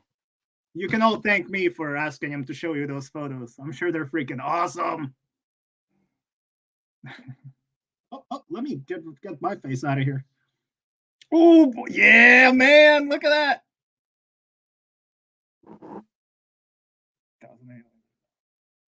Oh, that's so cool, man. That is one good looking car, too. Wow. Yeah. The color is nice. It's pretty sweet. And then yeah, so I'll grab the magazine real quick too. That's so cool. Right, Liver Diecast? What a story, man. I think I should just have a regular podcast getting to know Mark, and we'll just listen to his stories nonstop. Yeah, yeah, just a bunch of crazy stories. I actually had it right here. Like I don't know why, but so this it made it into, I'm sorry, it was Pass Mag. It wasn't modified. I'm dumb. So Pass Mag is the magazine that made it into. Let me find the page, but yeah, it was wow, it was really a really cool experience to be in a magazine and to shoot it. There it is.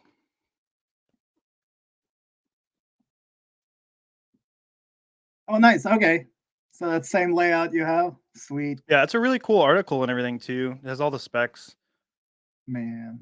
Yeah, and that's where I got detained, is this place here, which is like an abandoned buildings and all that. But it some really cool shots of the light was really nice. It's really hard to see, but I think it's still online. So I could probably post it on on my YouTube channel, like posts, like see if I can find the link for it. Oh yeah, in the Online. community, whatever. Yeah, because I think it's still on online. Somebody's telling Rapid to go to bed. I Just like think see that out of everyone's. the corner of Oh, my it's eye. Backboard Bill. Backboard Bill, you're not. That's not what Backboard Bill would say. Yeah, he'd say, "Send me some cars." Yeah. What's your address?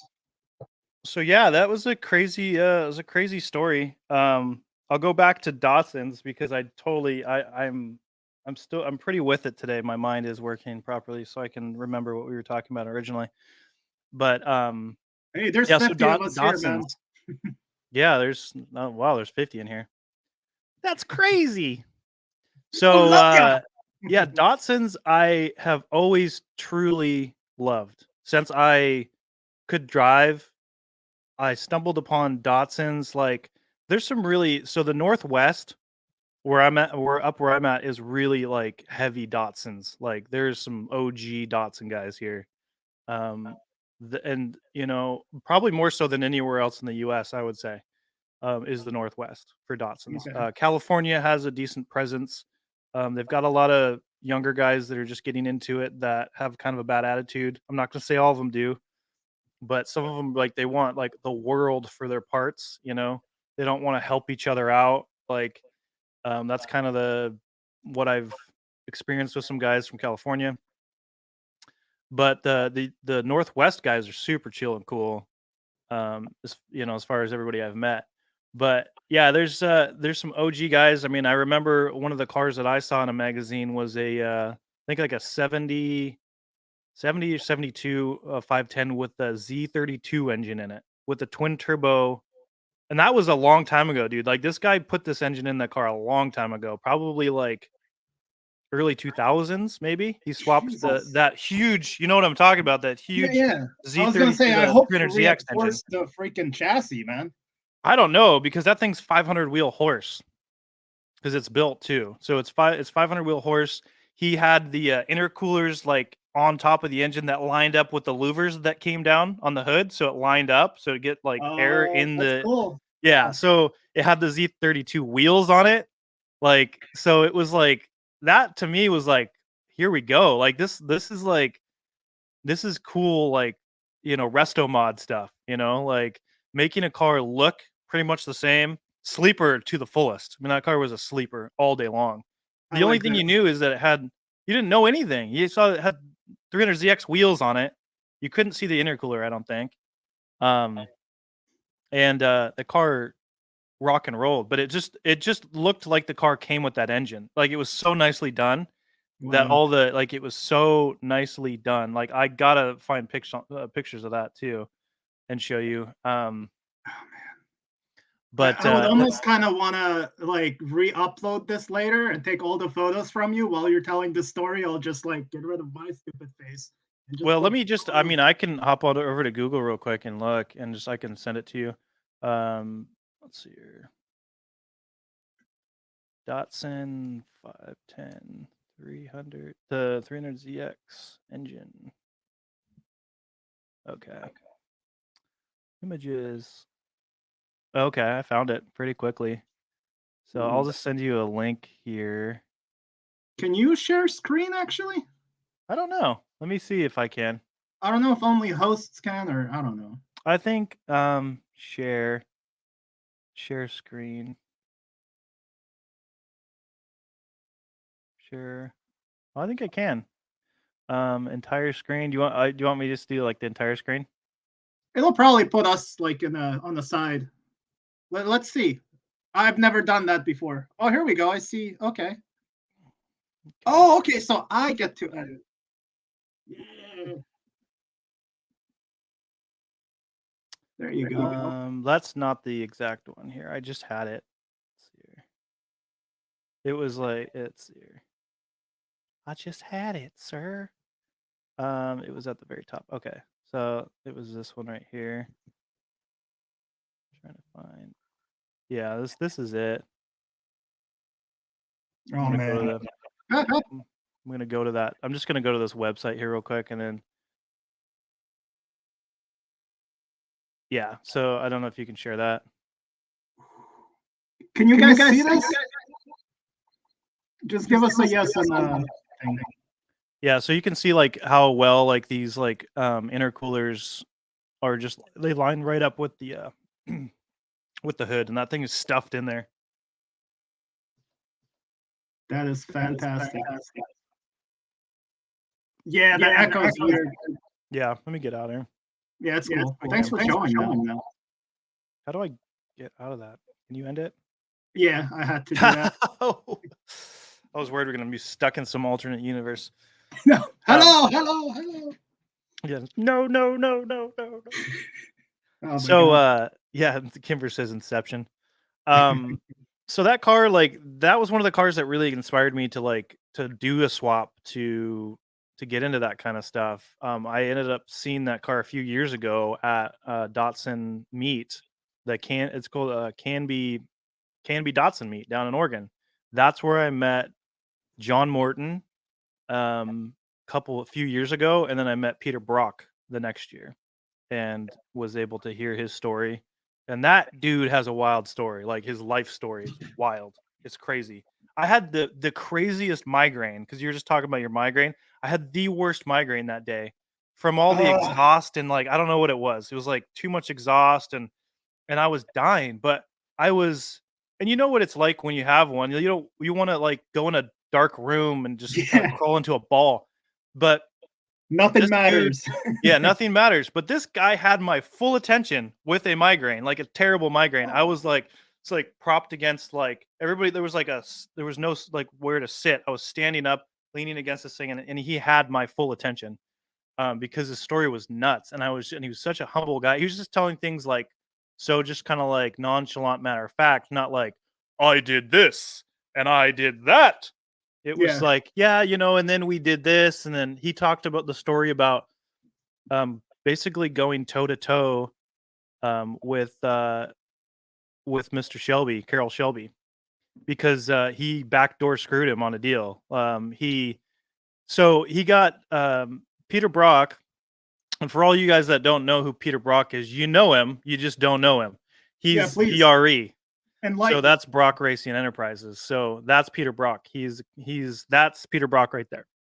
So I gotta, chat with him for good 40 minutes next to my car. He really liked my car. So I'm like, just really an honor. See you later, Chuck.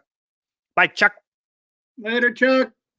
So he's telling the story, but so they were racing and they got a contract. He got a contract to race the 2000 GT in that series. I don't know exactly what it is, like NRHA or whatever, the series of like stock type cars. So he got a contract with Toyota to race the 2000 GT. We all know what that car is.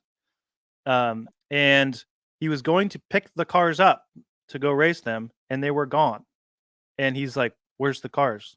And they said, "Oh, we gave them to Shelby, Carroll Shelby." And he's like, I have a signed contract here to race those cars, and they had end up just choosing him to like give him the cars to race. And he calls him up and he's like, "Hey, I have a signed contract." He's like, "Well, who has the cars?" And it was like, "Oh, okay, it's like that." He was just saying like, "It's like that, huh?" Because they worked together. He was like a mentor of his. He worked under him for many years, so he was like, "Okay, let's go." And so he had some contacts. He knew people at Datsun/Nissan, and because they were kind of getting to that stage where they're going to change over, and he hit up the US Nissan and said, "Hey, what are you doing with this new 240Z that's coming out?" And they go, "Oh, we don't know. Like, I want to race it." They go, "Nah." He goes, "No, I want to race it against the 2000 GT, all these other cars." And they go, "Nah, I don't think so. We don't know what to do with it, And so they brushed him off. They said no. And so he had some contacts over in Japan that he knew pretty well. So he calls over to Japan or flies over, I can't remember. And he goes, "I want to race the 240Z." And they go, "Okay." Yeah. And so they say, "Yeah, let's do it." And so they call over, I think they call over to Nissan in the US to give him these cars, give him whatever he needs. And they're like, "We said no." Went right over their heads, And so he gets the 240Zs, and Carroll Shelby's going to all these smaller tracks and spanking on people with the 2000 GT. So they start following him to all these because he's gaining all these points from going to these smaller tracks and beating everybody. So they started following him everywhere, and they were beating him so they started just beating on him with the 240Z because that car, the 240Z, went around the track faster than the 911 Porsche when it came out. It was a fast little car, and for half the fraction of the price, half or a third of the price as a 911. So yeah, they beat him, and he ended up just dropping out, and they went on to win championships, and then they started racing the 510s, and they were like, what about this little 510? And they're like, no, it's an economy car. Like, you can't race that thing. And they're like, yeah, we just lower it and put some carbs on it and race it. And they started racing. They started spanking people in that thing because it just handles, like it's on train tracks. It really handles well. And then it weighs nothing. And then, another, then you got like Paul Newman that raced the 300ZX or the 280ZX, 300ZX. And there's some really cool thing. I mean, I love that guy too because he did so much for nonprofit charity stuff. Is Newman's salad dressing and his pizzas and all that stuff. Yeah. So I don't know if you knew this, but we're gonna spin right off to Paul Newman all of a sudden. I'm like, go for it, man. So I like the knowledge being dropped. It's good. Yeah. So it's like it's cool things to know because this guy, Paul Newman, was an actor, and I think once he had what is that called? The Sundance Butch. What is that called? Sundance Kids. Butch Cassidy and the Sundance Kids. Oh yeah, that sounds right. Yeah. So they, I think that was him and what was that? Redford. Yeah, the other actor I believe was what Robert Redford. Robert, yeah, Robert Redford. The and so once guy. What? Another documentary filmmaker. Yeah. So they shot that film, and there's a lot of like racing and stuff, and he's driving these cars, and they were teaching him how to do these tricks and all that stuff, and he fell in love with racing. Paul Newman did. So he started racing, and then he became like a professional race car driver, and he placed in races and like won some. I mean, he was really great driver, and he started acting a lot less and kind of just focused on racing cars, and that was later on in his life. He was probably in his 50s or 60s or something like that when probably in his 50s or late 40s, 50s. Like, it just tells you don't have to, you can do anything you want.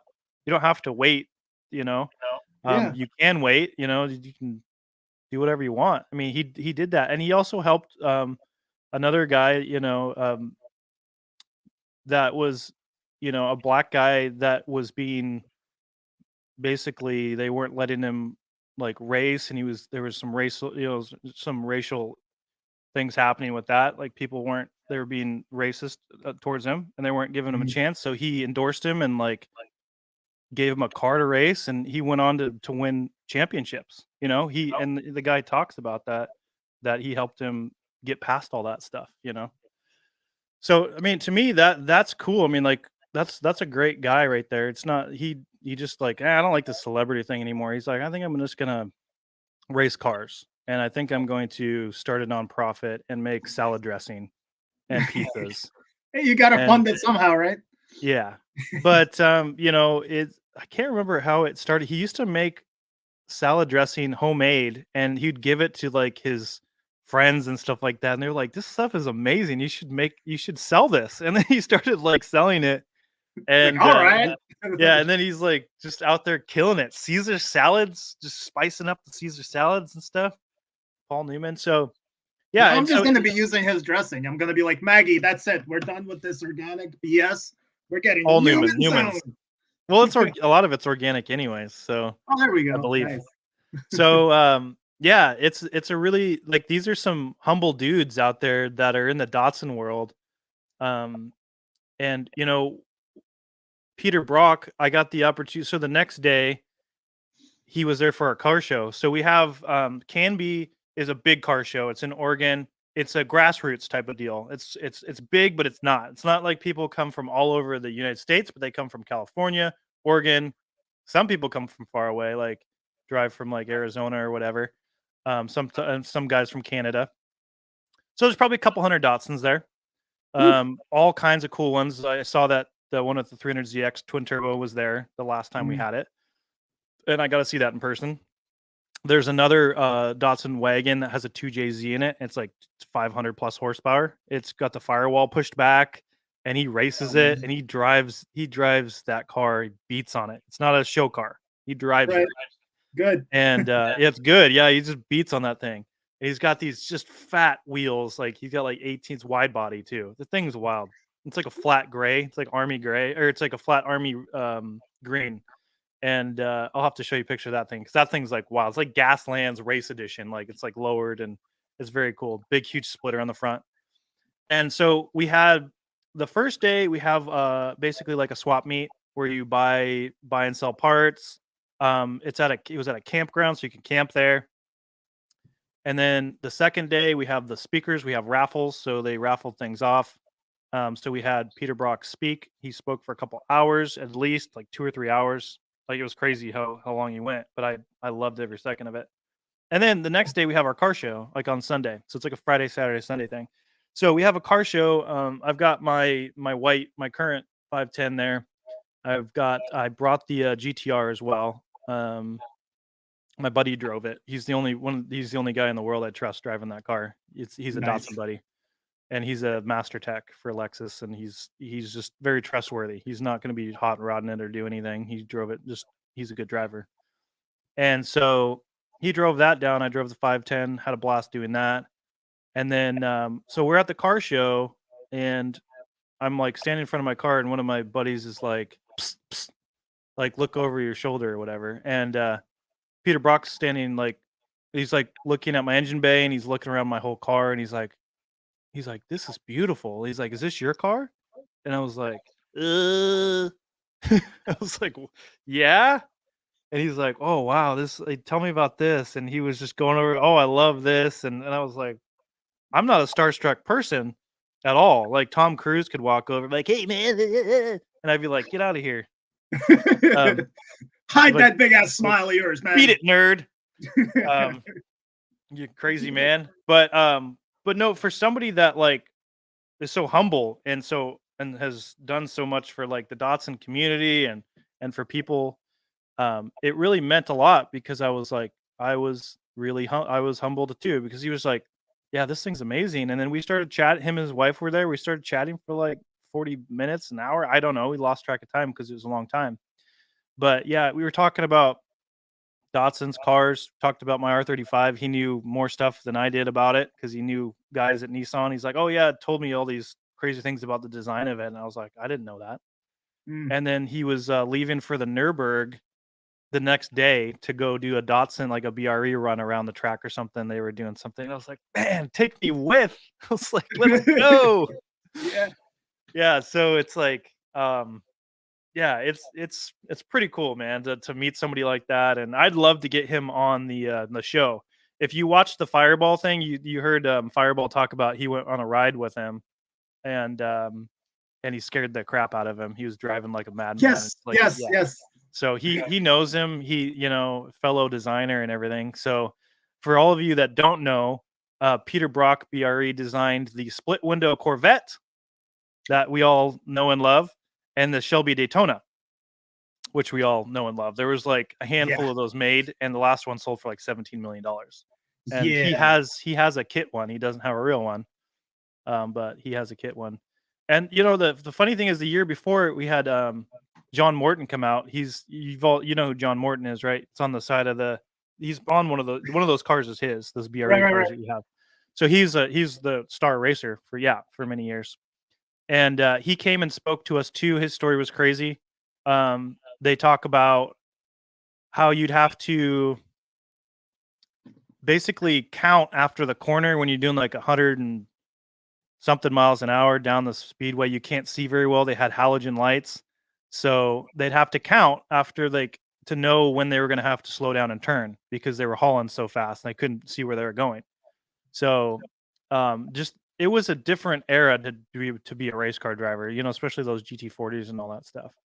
So, But when he went to leave, I was able to talk to him just a little bit. I didn't talk to him as much as I did Peter, but he got in a Toyota Yaris and drove off. But we were like, because he's like, we all asked him like, hey, where's your 510? Like, he's like, no, I don't have one. And he's like, I got that Yaris over there. And we're like, oh man, we need to get that guy a 510. Like, we need to all band together and build this man like a 510, because they would do that too. I think they stopped doing it because there was some kind of drama, but they would build a car and raffle it off, a Datsun. So they raffled the truck off, but there was some kind of shadiness between somebody doing that to where there's a kind of an inside thing. So they stopped doing that. Canby died off anyways. I think that was the last year of Canby. They stopped doing it. The people that put it on, they just kind of got burnt out on putting it together. So then they started a different thing called Powerland. It was a different location, and that's gone on for like 2 years now, and hopefully we'll do it again next year. I think they did it last year, even during COVID. I can't remember because it's outdoors. But yeah, it's if people like Datsuns, I mean, if you want to fly over to Oregon and check out a couple hundred cool Datsuns, I mean, I'll post when that happens again. Hopefully it happens this next year. Definitely keep me posted, because if I'm able, with everything that needs to happen for me to be there, like I want to go to one of these shows. Like, I love Datsuns, but I'm learning a lot of this from you. Like, I knew about Peter Brock, but I didn't know about the other guys or like the full history. Yeah, I watch YouTube videos and stuff, but like you telling me these stories, it's like, it's fantastic. Plus, I pay more attention to you because I know you, more or less. Like, if you're just watching like a documentary, it's like, well, I remember back in 1952 when I was driving down the road and some potatoes. Like, get to the point. Like, oh. You know what I mean? Yeah. So, for anybody that wants to, he has a book. So for anyone that wants to learn those stories and read those, you can go. I think it's like, if you type in, it's like bre2.net or something like that. He has a store, so you can buy all kinds of BRE stuff, and you can buy his book and read the book. I've yet to read it. That's a great reminder for me to buy that, because I've been wanting to read his book. And stories can be so much more thrilling when you read them because you have your own imagination. Yeah, exactly. Yeah, rather than reading's good, kids. Yeah, rather than some weird character playing him in a movie, Brad Pitt or something. It's just like, I'm Mr. BRE, Peter Brock. Yeah, I don't know what I'm talking like this. all right. I'm Carol Shelby. Nas will give his kidney for a Datsun. I would. Give me your kidney. You want the left or the right? Yeah. Wait. So I love 510s more than Z's, because Z's are they're kind of cramped. They're not as easy to work on. It seems like sometimes harder to find parts. Now they're all hard to find parts for. It's ridiculous finding parts for a Datsun. Especially a 510. The trucks aren't too bad, but I've never owned a truck. That's on the list. I'd love to have a Sunny, Datsun Sunny. My buddy Jeff has one. He's our Jesse of he's like a hippie version of Jesse's like the mad scientist, where he builds things. He CNCs things. There's something about building Datsuns that calms me down. It wouldn't be, that ADD. Oh man.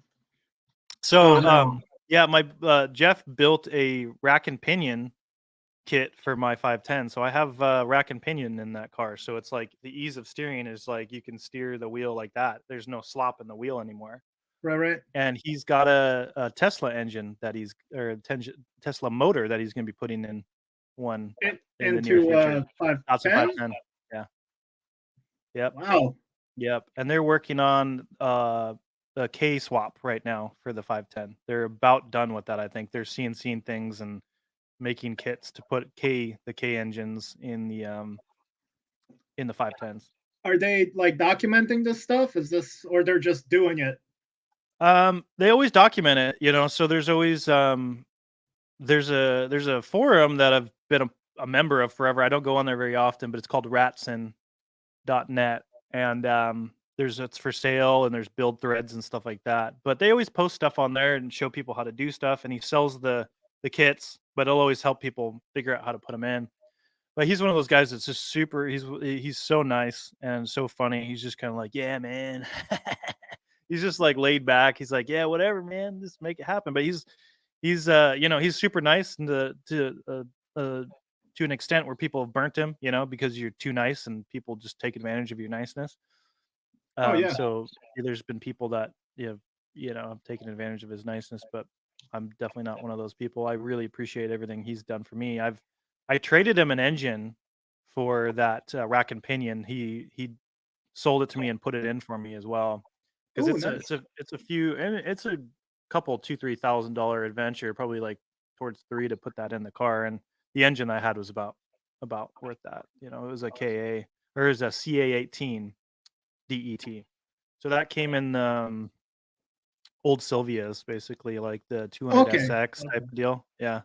So that was a cool engine. It's pretty scarce. Same with there's an FJ20 that came in the 80s Skylines. It's a Mhm. 2-liter turbo, and that's a block of an engine. That thing is just this big block. It looks like a Lego, and it's cool. I mean, it's just you pop the hood, it's just this huge valve cover that's just a big square, and it commands you to go, wow, that's a big engine, but not big.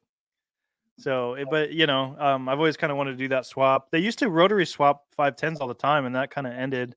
People don't do that anymore. And they were putting 300ZX engines in there, the older ones, like the Z31s and stuff like that. And they stopped doing that too, because basically the person that was making the header kits got sick, and he stopped making them. And I think he's good now. But yeah, there's this whole like Datsun guys subculture of it's a pretty tight knit community. And Yeah. there's some guys out there that really do a lot to help people. They've got a lot of parts, and they're willing to either give them away or sell them very cheap so that you can get your car on the road. They don't have that mentality like, oh yeah, this goes for $1,000 on eBay. They're just like, what do you need to get this car running? Okay, give me $20 and here it is. Yeah, And that's what's it's up. going for $500, 200, or whatever on eBay. They don't care because they want to see these cars back on the road. Mark, man, That's the my goal. when I was in my Shelby club, that's how all those guys were. Yeah. They just wanted to help each other out, swap things out, like do whatever. It wasn't about the money. It's like because everyone loved those little engines, everyone loved those little Shelbys, and they were just helping each other out, man. And like I really love being a part of that community. And Yeah. like in a way, I'm kind of living through that through your stories right now. I'm kind of like That's remembering all great. those times. I'm That's not cool. super like savvy with all the mechanical stuff. And when you're like, oh, that's a P259E, and I'm like, yes, like it's more like I'd have to see Hmm. it. I can figure out working on it, but if you're telling me like put that there and this is that, I'll be like, what? So yeah, Yeah. like I built my turbo boost controller out of Home Oh, I Depot know. freaking pipes. Yeah. Yeah, yeah, yeah. I know. I did. I had some of those. So when I had I believe it was either I think a couple cars. I was you shim the wastegate is what you do. You literally, I think on the Supra Mark III Supra that I had, it was an '88 Supra, and the 300ZX that I owned. Oh, I forgot I had a 300ZX turbo. That was my first turbo car. Is a 300ZX, and it was like a 84, 85. And that was like once I like put the blow off valve on there or put an air filter in there and I could hear the blow off valve, like whoosh, like I was hooked, man. Like Yeah. and that thing pulled so like it felt so good. And I was like, man, I need another turbo car. Like, and then the second turbo car that I had is an '88 Toyota Supra. Ooh, sweet. And that was a beautiful car. I can probably pull pictures of it up, but let me see here real quick if Do I it. can. Let me see if I can here. Let me see if 1988 Toyota. Can't remember if I had that anywhere. Toyota Supra. Now it's a guy up in BC owns it. Let's see. Here we go. Yeah, I can probably pull up my phone.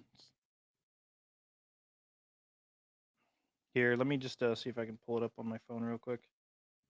Okay. because I don't think I have it on the internet anymore. What the F is the internet? I don't know. Worldwide Information Highway.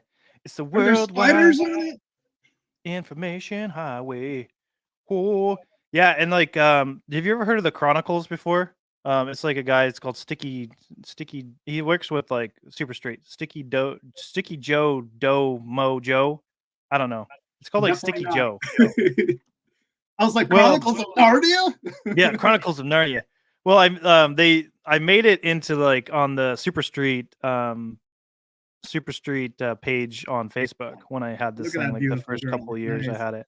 So I was like, that was like shortly after I just bought it. I got it running really quickly because the guy that had it before me, it was just really, really bad. Like the engine was built okay, but the swap was it was a rat's nest, the wiring, and just a bunch of PVC pipe stuff that you're talking about. Like that's like, why did you do this?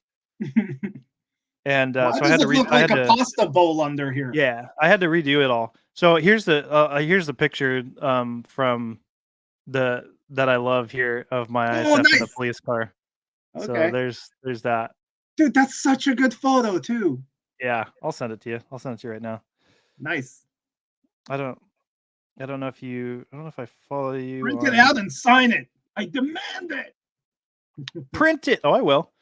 And let's see here. Let me find my Supra. I've had a lot of 510s. I've got like some other 510 pictures in here. If you guys want to check out one of my larger Instagram pages for photography, it's called Pac Northwest Auto Scene. And so that's like PAC NW Auto Scene. And there's a lot of my photography, all the cars I've been talking about, a lot of that stuff. I'm very passionate about photography as well. So here's can you type that up too in the comments so yeah, people can actually get that? I don't even know if there's a spot. Like it's weird. I don't see a spot to type for comments. It's something's really? something's wonky. Yeah, I can read them, but I can't type. What? Yeah, it's weird. So here's like I had this on the back of my R32. It says 2JZ GTR, and that was what I had there. And then I'll play a little sound clip of it on the dyno because it was like 400 wheel horse.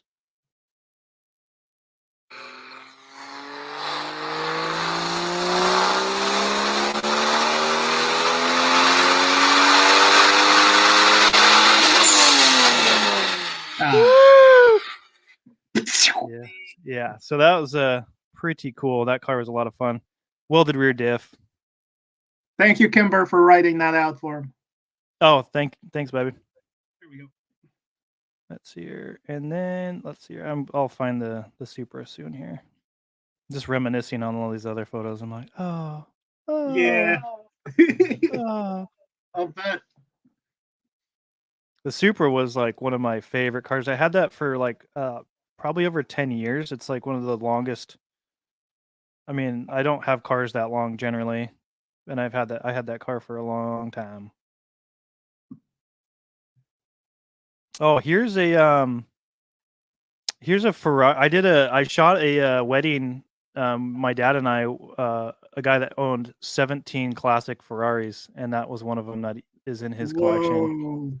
Yeah, and yeah, my goal is to get a contract to detail his cars. Would be great because he's in the area. Oh my god, dude! Imagine your other YouTube channel would blow up detailing dumb cars, man. Oh my god. Yeah, I think I don't know. He's pretty secretive guy. Like when it comes down to like showing people stuff. So I don't know whether he'd even want me to do that. But I don't care because I would just like really be honored to detail those kind of cars because that car right there is millions of dollars. I mean, that's regular Ferraris have nothing on the classics like this guy has. All of his stuff's classic, and one of them is a top speed desert one that's 2,500 horsepower, and it's a twin turbo big block that's in it, and it does over 300 miles an hour. It's something crazy. They have world records to this day. on That's beautiful, man. on how fast that thing is, and he had all that out. I was like, what? I think I'm finally almost to the Supra. That's how long ago it's been. We'll get there. Oh, and then here is a car that I almost bought for my buddy. Is before I even knew him. So this is a here's some knowledge for you, Nas. They make a 250 GT kit for the 240Z. So the Ferrari man. GTO, there's a body kit. And a guy who makes his body kit is from this area. He's from Everett, Washington. Oh, that is beautiful. And that's my Skyline in front of it. I almost traded for that. That's my R33 that I used to have. Oh, man. That's right in front of it. So I've had an R32, a 33, and now a 35. Yet to have an R34, but yet is the key word. Of course. So here Everything's is open-ended. Here's the Supra. Hold on, guys. There you go. Oh man, you had that clean. Look at that. It's like chrome or something. The way the black looks. Yeah, it was a clean, nice front bumper and just like the wheel fitment, and then it had a 1JZ in there with a single turbo. Let me find a picture of the engine. So there's the engine. Ooh, dude. Yeah, so there's about 400 wheel horse, and that thing 1JZs sound like angry street bikes. Totally different sound than a 2JZ. Right. Yeah. Totally different sound. I mean, I love the 2J probably more just because of the power, the torque, but the sound of the 1JZ, it was like so like people would always tell me because I had that thing like I had a 3.5 inch like basically straight pipe out of that thing, and they were like, dude, I thought like a group of street bikes were coming to my house like down the street like when I'd rip in, they were like, dude, like that's like wow, that sounds amazing. Like Tasmanian Devil, the cartoon. Yeah. So yeah, I mean, if you guys, I think Kimber put that there, but it's Pac Northwest Auto Scene is my photography page that I'd like to start getting back into, and you've got all my photos and some other photographers that were shooting for me for a while. You'll see all that fun stuff in there. So I've got like 6. I think I have 6 Instagrams as far as I know. I'm like Nas, like I have all these other Instagrams. I don't always like tell people what I have, but but like Nas has like 42 YouTube channels. That'll be my and somehow he like keeps up with them all. He's just like he's got his Ukrainian one, and not all of them. Some of them are failures, but there's stuff that has nothing to do with diecast or whatever. Just like you, man, I love photography. I love film. Like I have a lot of different interests. I get bored with one thing, So that's probably why you got so many cars over the years, Yeah, I mean, I don't necessarily get bored with them, and of course, like I don't know, I've had Evos. Impressive, Mac. It's impressive. What if the Darth Vader just had that voice? Mac. That's impressive. Luke, I'm your father. I'm your impressive father. Cut your hand off.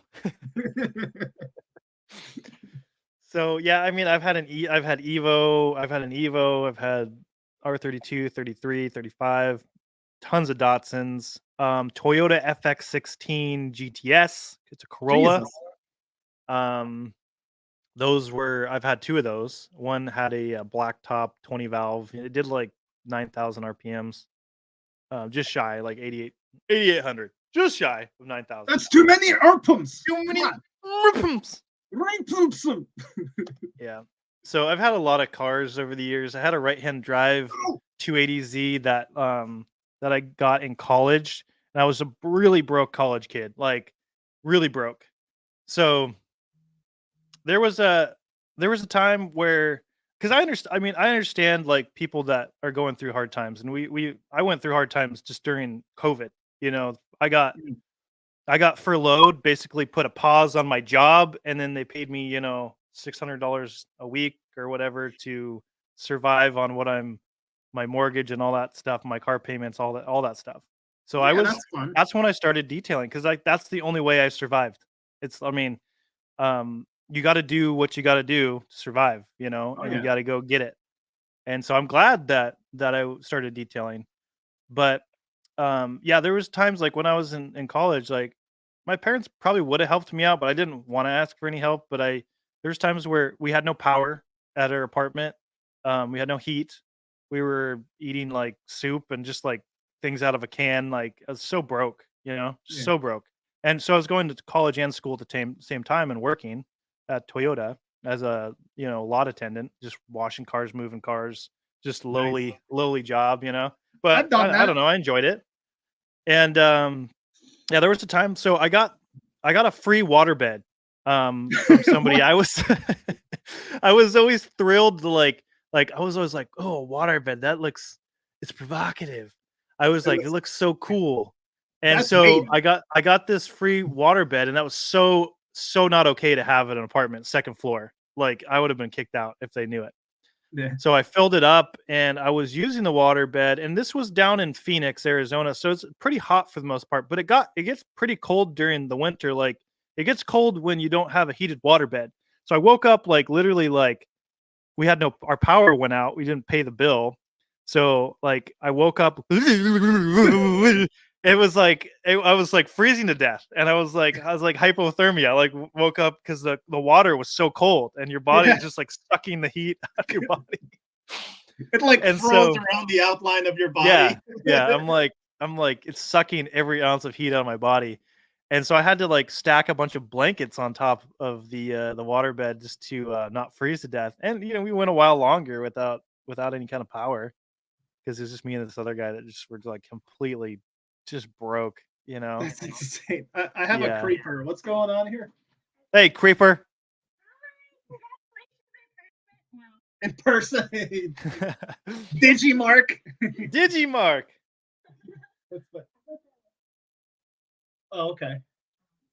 She's like, the police are here. Oh. She's like, I'm not cooking. I ordered food. I'm like, okay. I'm not cooking for you. Okay, I got you. You got chicken Alright. nuggets? Yeah, we're getting nuggets. Kimber says, hi, Maggie. We're getting Yeah. Chipotle. So tomorrow, ring of Total. fire. Ah! Oh yeah. She likes that BTS band. She's into Korean boys. Yeah. No Codino ha. She just fell in love with you. Too bad you're married. Oh, ho, ya, ya, ya. Is that, do you think I'm wrong for Is that? that meant for Mark? All these tips now that he's singing? Yeah. Thanks, Shane. Kimber's laughing downstairs. I can hear. Curse of I'm Chipotle. sorry, man. So Chipotle. You're gonna be like, you got frozen to your waterbed. Yeah, it's like the Dumb and Dumber scene. or one of the Dave Chappelle, one of his early ones where he just like rockets off the toilet, shoots off the toilet. Yeah. Oh, Kimber says, "Babe, you can't do that." Oh, you want me to tell a story, Kimber? You want another? Tell me another. You better. Oh yeah. I fell in burning rain of fire. Yeah. No. No. Oh my god. She says you can't. Oh, why do does it that. not be my? All right, rapid man. I'm gonna use your juke. I'm gonna fly over there. Chipotle. I'll fill it up. Just like a seagull, just drop it random. Just like a nom, man. Grossies. Man, we've been going like 2 hours now. You got good stories, man, That's and you're crazy, retaining man. that 40 people. They're still here. Wow, there's still 40 people in here. We didn't lose a bunch. It was just almost 50, and it just dropped since we started talking about Chipotle. Yeah, so like, I'm out. This is gross. I can't eat this. Oh my god! All right, Jesus Christ. Have I ever showed you this this card before? I think Yes, and you showed that on the podcast too. Yeah, you need to find yourself one of these. They're like I think it's a miasto masta mi mahasto. I like it. It's chubby. I like it. It's like a 1/166 scale. I think it says, and I think it's like kind of like a little muscle machine or something like that. We're It's listening. chunky. Oh no! Attack of the cat! Attack of the cat! It's just sabotages. It's a Thanks, cat. Maggie. Oh, he was scratching at the door, so she brought him in because. Oh, he's like, let me in. Let me in. Feed me. Oh yeah, Kimber loves cats. So if we ever make it out that way, which I'd love to come visit, and Heck Kimber yeah. would too. Your cat will probably be missing when we leave. You drive the 510, she drives the GTR, and I get to drive both of them. No, you can't come then. I'm only interested in you because of your GTR. You can drive the 510. GTR's gonna be too much power for her. You can put it right when you rocket it right under the moon. Oh, dude, Mark, when I lived in Savannah, Georgia, when I went to college there was an abandoned racetrack right nearby, and no one watched it. The cops, nobody. Like, I wouldn't like go too cops. Yeah, well, sometimes that show up, but it was so much fun, man. I didn't have a car in Savannah in college. I had my BMW. I didn't really race that, but some of the guys would come out there in their little, whatever rice burny thingies, and exactly. And fake freaking valve things. Yeah. I hate that thing, man. Got the woo woo. Little whistles on the. Got that woo woo. Have you ever seen that? Like, have you ever seen that on the? It was like on a news channel. They were stealing those little turbo whistles, and then the news channel was covering, and they were like, "Got that woo woo." No, I did not. Oh, I'll send it to you. It's a good one. This is on national television. That's hilarious, man. When I was street racing in my Shelby, I heard people do that, and everybody laughed at them. It's like, don't you understand? It's fake. Like, anyway, it's not real. It's not real blow-off valves. Yeah, so you might as well record it like in a Tesla, like it's a fake vroom sound. What's wrong with you? Yeah, tell me about this car that you sent me. It's a micro machine. It's okay. So I have a friend who orders a whole bunch of Japanese stuff from Japan, and so he sent me like a big old bag of these little cars from Japan. Stop it. And so I had a bag of them. I sold a bunch of them, and then like I found some things I thought you might appreciate, and I just jammed that in your box. Yeah, it's cool. It didn't have like a marking on it, so I wasn't sure if it was like a micro machine. I mean, it's too nice to be a newer micro machine. The newer micro machines are trash. It's definitely not like a micro machine brand, but it's something in Japan. I think you had to buy something to get that. It's one of those things that they do. Oh, okay. So if you buy like a ice cream cone, you get a little skyline. There you go. Yeah, or get a subscription and you'll get like a small collection of skylines or something. I don't know. And Russian nesting dolls. Oh yeah. Everything's Russian nesting. It's like one of my favorite movies is Nacho Libre, and one of the scenes in there, he's got to go pray over this guy that they think died, but he was just sleeping, and he was like, "Thank you for coming here today." There's like no one there. This man had a beautiful wife, a lush garden, a large collection of Russian nesting dolls. May you rest in peace. And then the guy he goes to put quarters on his eyes, and the guy wakes up and he's like, "Yay!" It's just it's right up my alley with just the stupid sense of humor. I love Jack Black. I love the guy. School He's of Rock, what is it? The Orange County, there's just all of his movies. I love the guy. Like when he did his singing. This is the best song in the world. You watch his Jablinski channel? No. I watched some of his stuff during COVID. He was posting hilarious stuff, just from his house, in his backyard. I remember seeing some stuff. Is that it? Yeah, it's called Jablinski or something, and he just either does gaming or just different things. He just did something with Tony Hawk, just weird stuff, just hanging out, doing his humor. Yeah, that would be someone to hang out with. This comment right here, it's probably from a Gashapon machine. Oh, okay. 176 scale from vending machine in Japan. We won't talk about the other vending machines that they have over in Japan. But anyway, Everybody yeah. knows what I'm talking about. What the heck? Oh, dude, Rapid, this isn't the stream for me to talk about anything connected to Russia that's invading my country as we speak. What does he say? He's asking if, what do you think of the situation that happened at Chernobyl and struggles of Ukraine? It's not good. With Russia. Yeah, you have 2 hours because that's You have what a it would couple take. hours. Yeah, we're not going to get into that right now because we're already 2 hours in, and we would need at least 3 more hours. And this episode's about Mark and his stuff, and I think it's freaking been amazing, man. Like literally, I had questions for you. Yeah. Oh, sorry. No. You literally like slowly. I was like checking them off as you're talking. I'm like, oh yeah, make sure you ask him that, and then you're like, and that was Peter Brock. I'm like, check. Heck. I was like, yeah. I mean, I would just like to. Yeah, I would like to be able to.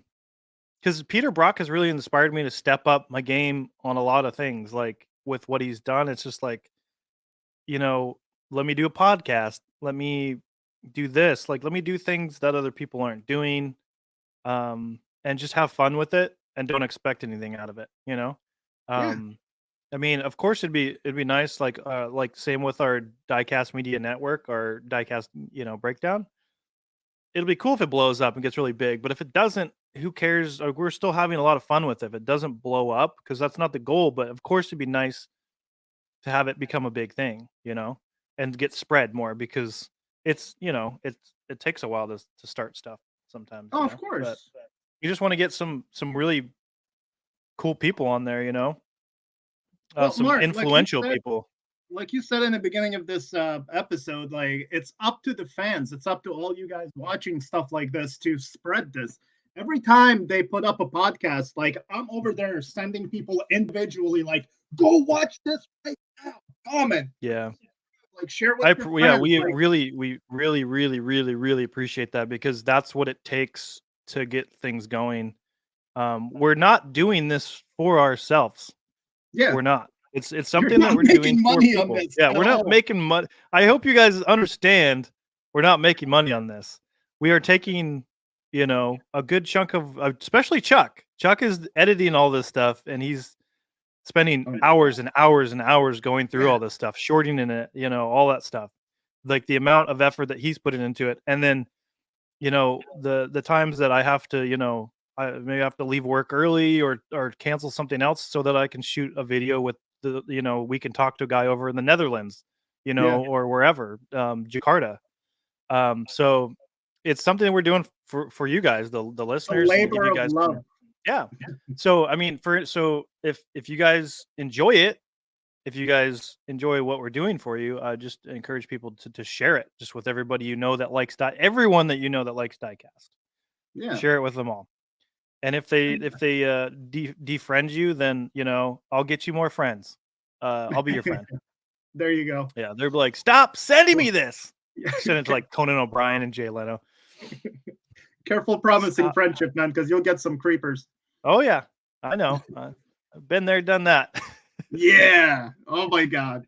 I had to like tie them up with a stick. Like, yeah. You're like, no. Leave me alone. Please leave me alone. I don't know you.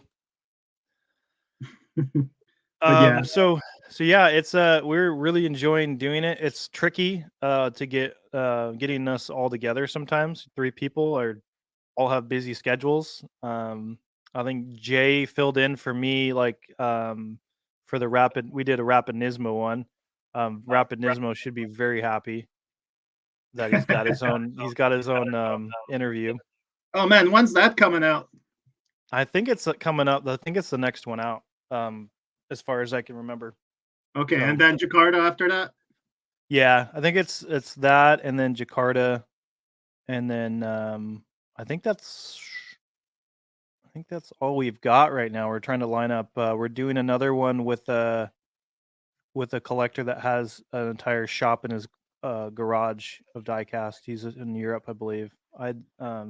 That'll be cool. That one's gonna be really cool. He's gonna probably do it on his phone so he can show everybody the insane collection. I mean, it's probably one of the craziest collections you've ever seen. Nice. and we're getting him on, and hopefully we'll do an interview with him. We're in the next week or two. We're trying to. It's tough, man. Like when people, especially the people who are like far away, are like 8 hours difference or 12, or like I think this is like about 8 hours. It's tricky to do that. And I think Jakarta Diecast was a little tricky, but they were really really easy to work with, him and his wife, on getting them on. But yeah, it's cool. Fireball Tim, that was a lot of fun. Oh my God. All the stuff that he's had his hands in, the Batmobile, Herbie, Gone in 60 Seconds. You did a lot of cars from that. Austin Powers, he did some of the funny cars in there. The Batmobile story was crazy, by the way. Yeah, the Batmobile. Like $250, and they ran with it. It's like, yeah. So, but that's always, you got to remember, those are like, those kind of things are always stepping stones onto moving forward. You don't always have to make a ton of money on something you do. For me, it's like when it comes to like detailing cars, if I can get a really cool, obscure car and detail it and show everybody what I can do on the car and charge a lot less money, then I can build your portfolio, basically, right? Yeah. And so that's just important to make new friends, connections, and that has a lot. Yeah, networking. That's huge. No matter what anyone says, if someone says networking isn't important in your job and in life, it's very important, and it can be very meaningful. It doesn't have to be where you're looking for something out of people. Like, what are you going to give me if I give you this? It's like a Hot Wheels trade gone bad. All right, we're going to trade this for that other car. But what I'm going to do for you is I'm going to throw this in. It doesn't have wheels on it, but it's free. I'm going to throw this in. Nice. And then what are you going to throw in? Nothing? Okay. What's happening? Yeah, what are you doing? It's like a. Oh no! Mark, come back! Oh Jesus! Sorry, guys. There was a thing that popped up, and I accidentally freaking got rid of Mark. Hopefully, he comes back in here. Mark, come back! I don't know what to do. Back away, everyone! Back away! Back away! Sorry. Hopefully, Mark comes back. Solo Nas. I don't know what to do.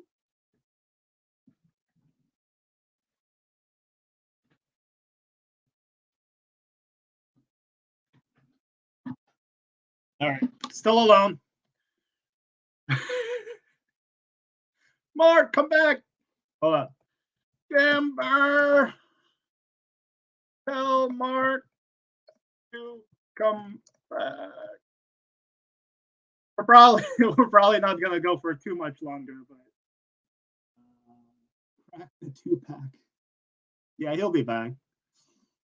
Just yelling at Timber. Mark's like, I'm gonna take this opportunity to take a break. Guys, we've been on for 2 hours and 20 minutes. But yeah, let's hope he gets back. But yeah, guys, when he gets back, if you have any questions for Mark, for oh no, he's trying. Dang it. Just tell him to use that same link I sent him before. Just click on that. Oh my God. That was honestly an honest mistake. I did not mean to do that. Holy crap. Oh yeah, the Chipotle's coming soon too. Mark, you better come back before Chipotle gets here, man. You got competition. Rapid. Naz, it's almost Monday here. 10 minutes and it'll be Monday. Oh man, you're up till midnight, huh? Rapid? Oh, here we go. I think he's back. Sorry, man. I was like, he kicked me off again. It's that sharing screen that popped up, but I didn't realize it was connected to you. It's kind of freaky, man. Yeah, you're like trying to get rid of it. You just got rid of me. Yeah. Finally, I got rid of him. I know, finally. All eyes on me now. Hey, guys, I have Well, I'm glad that the whole thing didn't end. I was like, oh man, they have to restart this thing all over again. I think we might have some questions for you. Let's see, Shane on the line. I'd like to know how Mark gets his hands on so many JDM rides. Importing is difficult. Real cars. Side note. Having networking, having friends that import cars. So that's basically how I got my R33. R32 I bought off somebody, and that was definitely a gray market car when I had it. It was definitely gray market. I think I had it listed as just an older version. I'm not going to say anything more than that.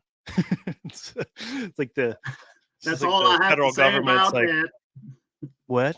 Tell us more about your shady shenanigans. Yes. And then I still to this day have a couple buddies that import cars and parts. So yeah, just it's not what you know, Mark. It's who you know, Mark. It's like that Metallica song. Yeah. It's off not to who Neverland. It's off to Neverland. It's like yeah, Peter Pan. there you go. You're doing it, Peter. I You're just importing cars. The new Iron Maiden album that came out. I can't wait to listen to it. It's probably gonna suck. I don't know. Yeah, you don't know until you find out. That's right. But I had to get my physical media, man. I don't download nothing. Speaking of metal, hey, what's up, Chris? So Kimber was really not happy that I bought a CD when I went to an antique store, like a secondhand store. I bought a Oh Brother We're Out There soundtrack. Oh, nice. So random, but I was like, I've always liked that movie and the like a lot of the music that was in it. So I bought it, and she's like, I hate this. I hate this. Oh no. We're playing it in the car, and I'm just like, just go with it. Just go with it. It's great. But no, I still like buying CDs and vinyl and stuff like that. I don't really, the whole digital thing kind of like, it's not that exciting to me. Nah. I have like a small vinyl collection and like a cheapo vinyl player. I would like to get a better one, but there's something about vinyl that just calms me down. Kimber says it was my nightmare. And I think she's being very dramatic about that. Like, she's probably gonna walk in this door right over here and thump on me. That would be great. She just kind of creeps in through that door. She's sneaky. That's a fact. Yeah, she's sneaky. I'll have to I've got the camera so I can see her coming in. So I got time to duck or defend myself. Like Nosferatu. Yeah, I'm just like, like beat her off with the little hands. Oh my! Ow! It's in my nose. Yeah, just like go fish. Oh, thanks, man. Robert. Appreciate it. Right on. Yeah, marriage. Marriage. On your marriage, we're congratulating. Yes, thank you. They are considered metal, so I don't think they'll let them into the Hall of Fame because this comment. Here we go. Iron Maiden. So I have a customer at Lexus that is a drummer for I think it was Soundgarden and several other bands, Seattle. Yeah, Creed. No, but he's another cool dude that comes in and gets his car serviced, and nice. You had no idea of what that guy's done, you know. But he's a super chill guy. He's like, I've got customers that are self-entitled that come in and they've they can barely afford the car, they can't afford the maintenance, and they're just super rude and self-entitled. And he's just like, yeah, drop my car off. Don't need a loaner car, whatever. I'll pick it up tomorrow. Just like the chillest, easiest customer to deal with. And he actually has money. Actually. So yeah. But it's the people that are really well known and famous that are cool and chill. Those are that's the coolest thing ever to me. I have mad respect for that because it's a lot of these some of these YouTube people and Instagram famous people and all that stuff, and they just got their nose in the air. It's crazy. Of course. It's crazy. It's like, I'm Instagram famous. Yeah. Who are you again? You're filter famous. Do you know who I am? Neither do I. I hit my head yesterday. Kimber started with the Pearl Jam. I actually went on a Pearl Jam kick for like 6 months last year. 6 months, just like nothing but oh my God. So yeah, that was great. Yeah. So yeah, the Matt Cameron is the drummer. Look him up. Cool dude. And yeah, I make sure to like. There's some people I work with that are total like fanboys that are like, "Let me get your autograph. Hey, do you mind if I?" And I don't do that. I can't stand that. You know, it's just like I just treat everybody like they're anybody else. So when he comes in, like, "What's up, man? How you doing?" Yeah. Just not like, "Hey, man, do you think you could sign this Hot Wheels pen for me?" Yeah. I have eBay account. It's like Step Brothers. He's like, "You signed this katana." Yes. Randy Man, Jackson. I brought these two things. You choose your fate. Yeah, Randy Jackson signed this. It's like, why did he sign a katana? It's all I had. Dude, that's like what All we I were had at the talking time. about again. It's full circle, like straight up. If you're, a celebrity and someone sees you, like, you kind of want to stop being recognized, you know what I mean? After a while, you're sick of signing things. You don't want to be rude or anything, but at the same No. time, you're like, can I Leave me just alone. freaking go to 7-Eleven and get a pretzel? Like, ah. So I can totally understand that, it's like, You're the Zoom-in guy, aren't you? Yeah, that's me. oh, you tell me about that time when it flew out of the mailbox. Did you Tell me use a about stunt that. double? That was crazy. How did that happen? Are How those did you things fall real? down the stairs? Is your butt okay? Because it looks like you broke your neck. Your neck and your butt. You broke your neck butt. Listen here, butt neck. Oh my god. What did you just call me? Listen here, is tough Rapid guy. leaving? Later, Rapid. Go to bed. Yeah, go to bed, dude. Stay juking. Caleb says, sign my baby. Mark, sign my baby. Sign it. It's right on the forehead. Baby's got a tattoo. Oh yeah, that packing peanut that jumped in your eye and you freaking fell over. That was mwah, mwah. I had to commit to that. So it was not planned at all. Like it literally hit me in the face and then I fell back a little bit and then I helped myself along a little bit to fall back This is in my for chair you. and not This die. is for you, Mark. That was a great. Yeah, I'm honored to present this award of Idol. All right. Yeah, Willie. Thank you again, Willie, for sending me that loaded pack. He said, "Careful, boy, I sent the loaded package." Yeah, I'm gonna finish watching that today. I only watched up till 15 cars, I believe. Yeah, it was funny because he was like talking about it. It was like explosive package and stuff. I feel like the FBI was gonna knock on my door after just talking about that, or like look in my emails. What is this about explosive packages? I don't know. Willie, talk to Willie. He's in the Canadias. He's up there. Hey Willie, if you're listening, I know you are. You need to post another video on the YouTube. I noticed it was like a month ago. So make another video. I dare you. I double dog dare you, Willie. We need more videos from you, buddy.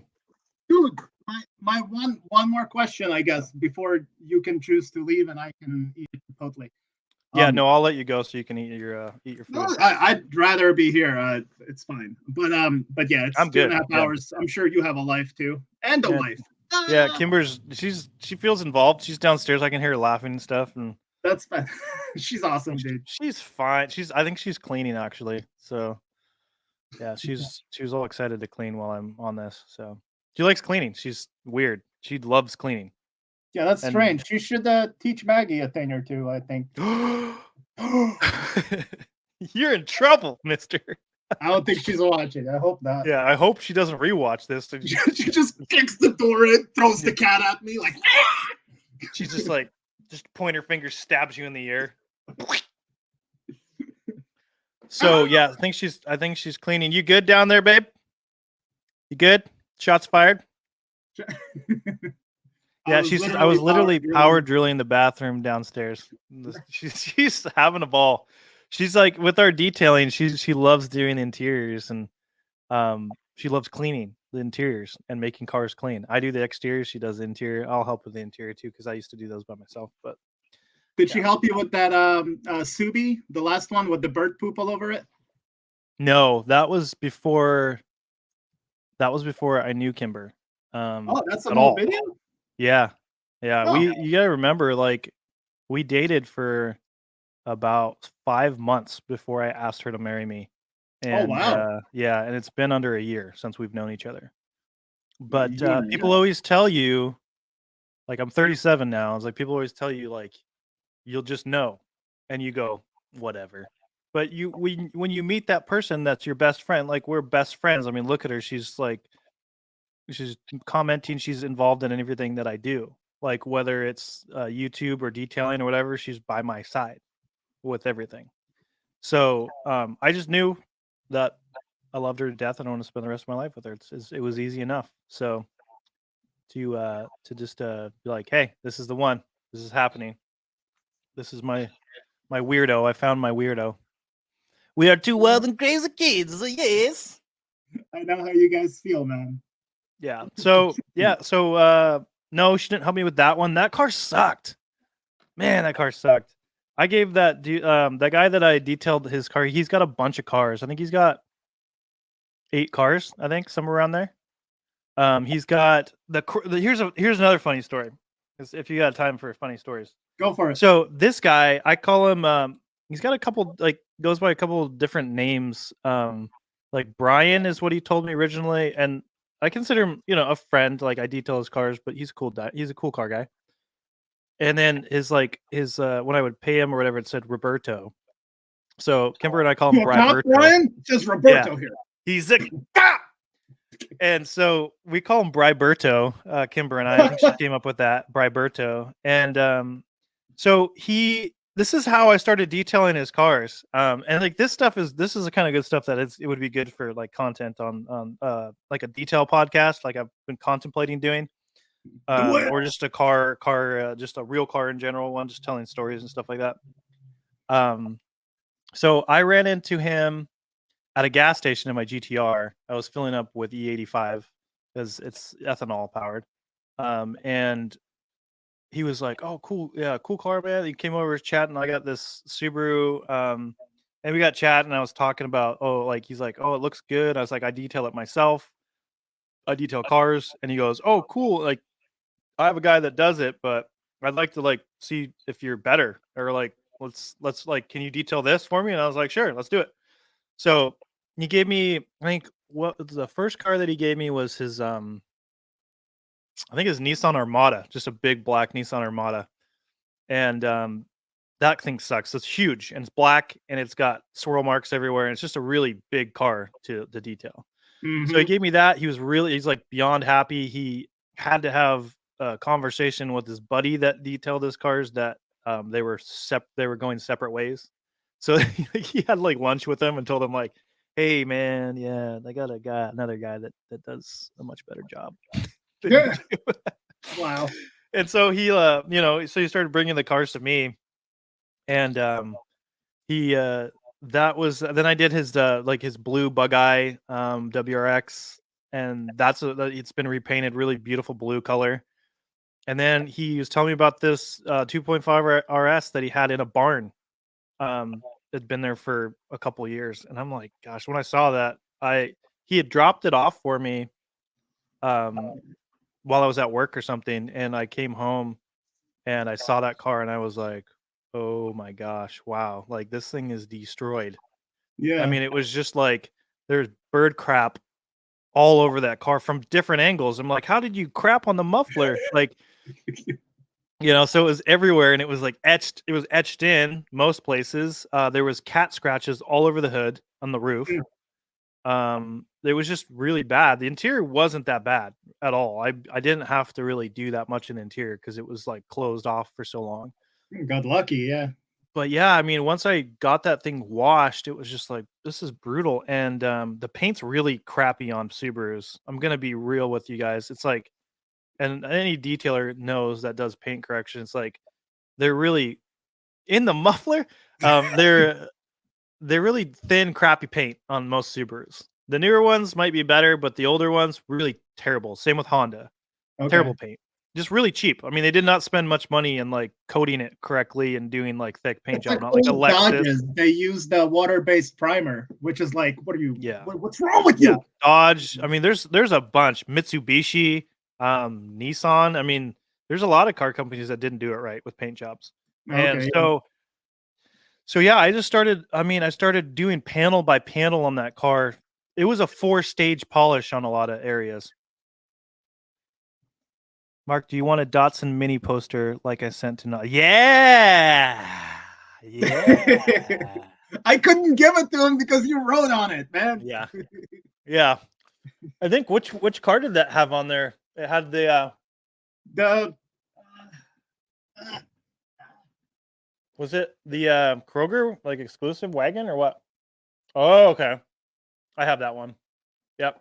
Why do I not have it in my case? I don't know, but I love that car. I gotta. Dang it! Where's the other cardboard? It's somewhere. I have it somewhere.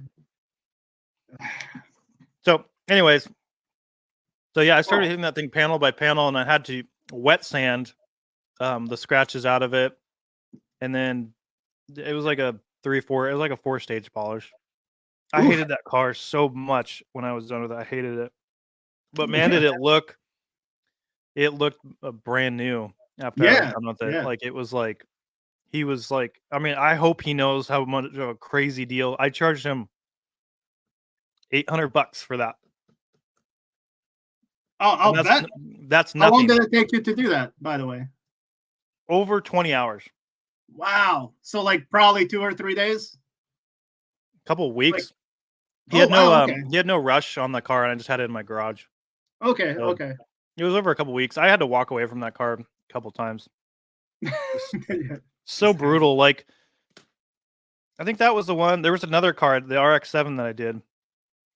FD. I did that one was really bad too. And you can't tell until it's like in the sunlight, and then you're like, "Whoa, no! Black cars are terrible, man." Yeah. So Thank you.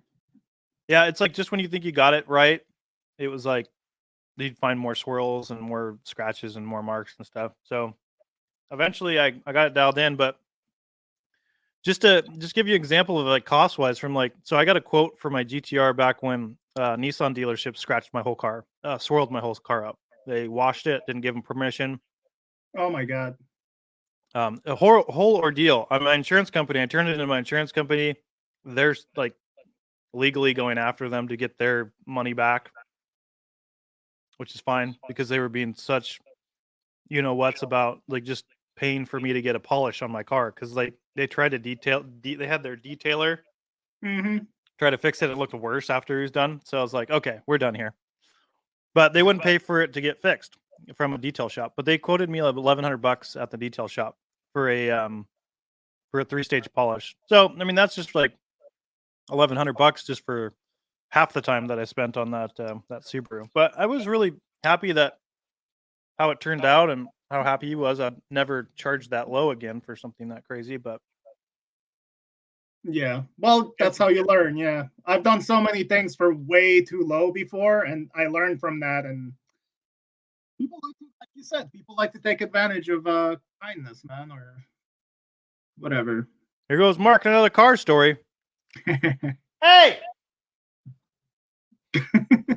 Shouting at Oh him. yeah, but you posted that video like recently though. I'm not crazy, right? Like that's not something that's been up on your channel for a while.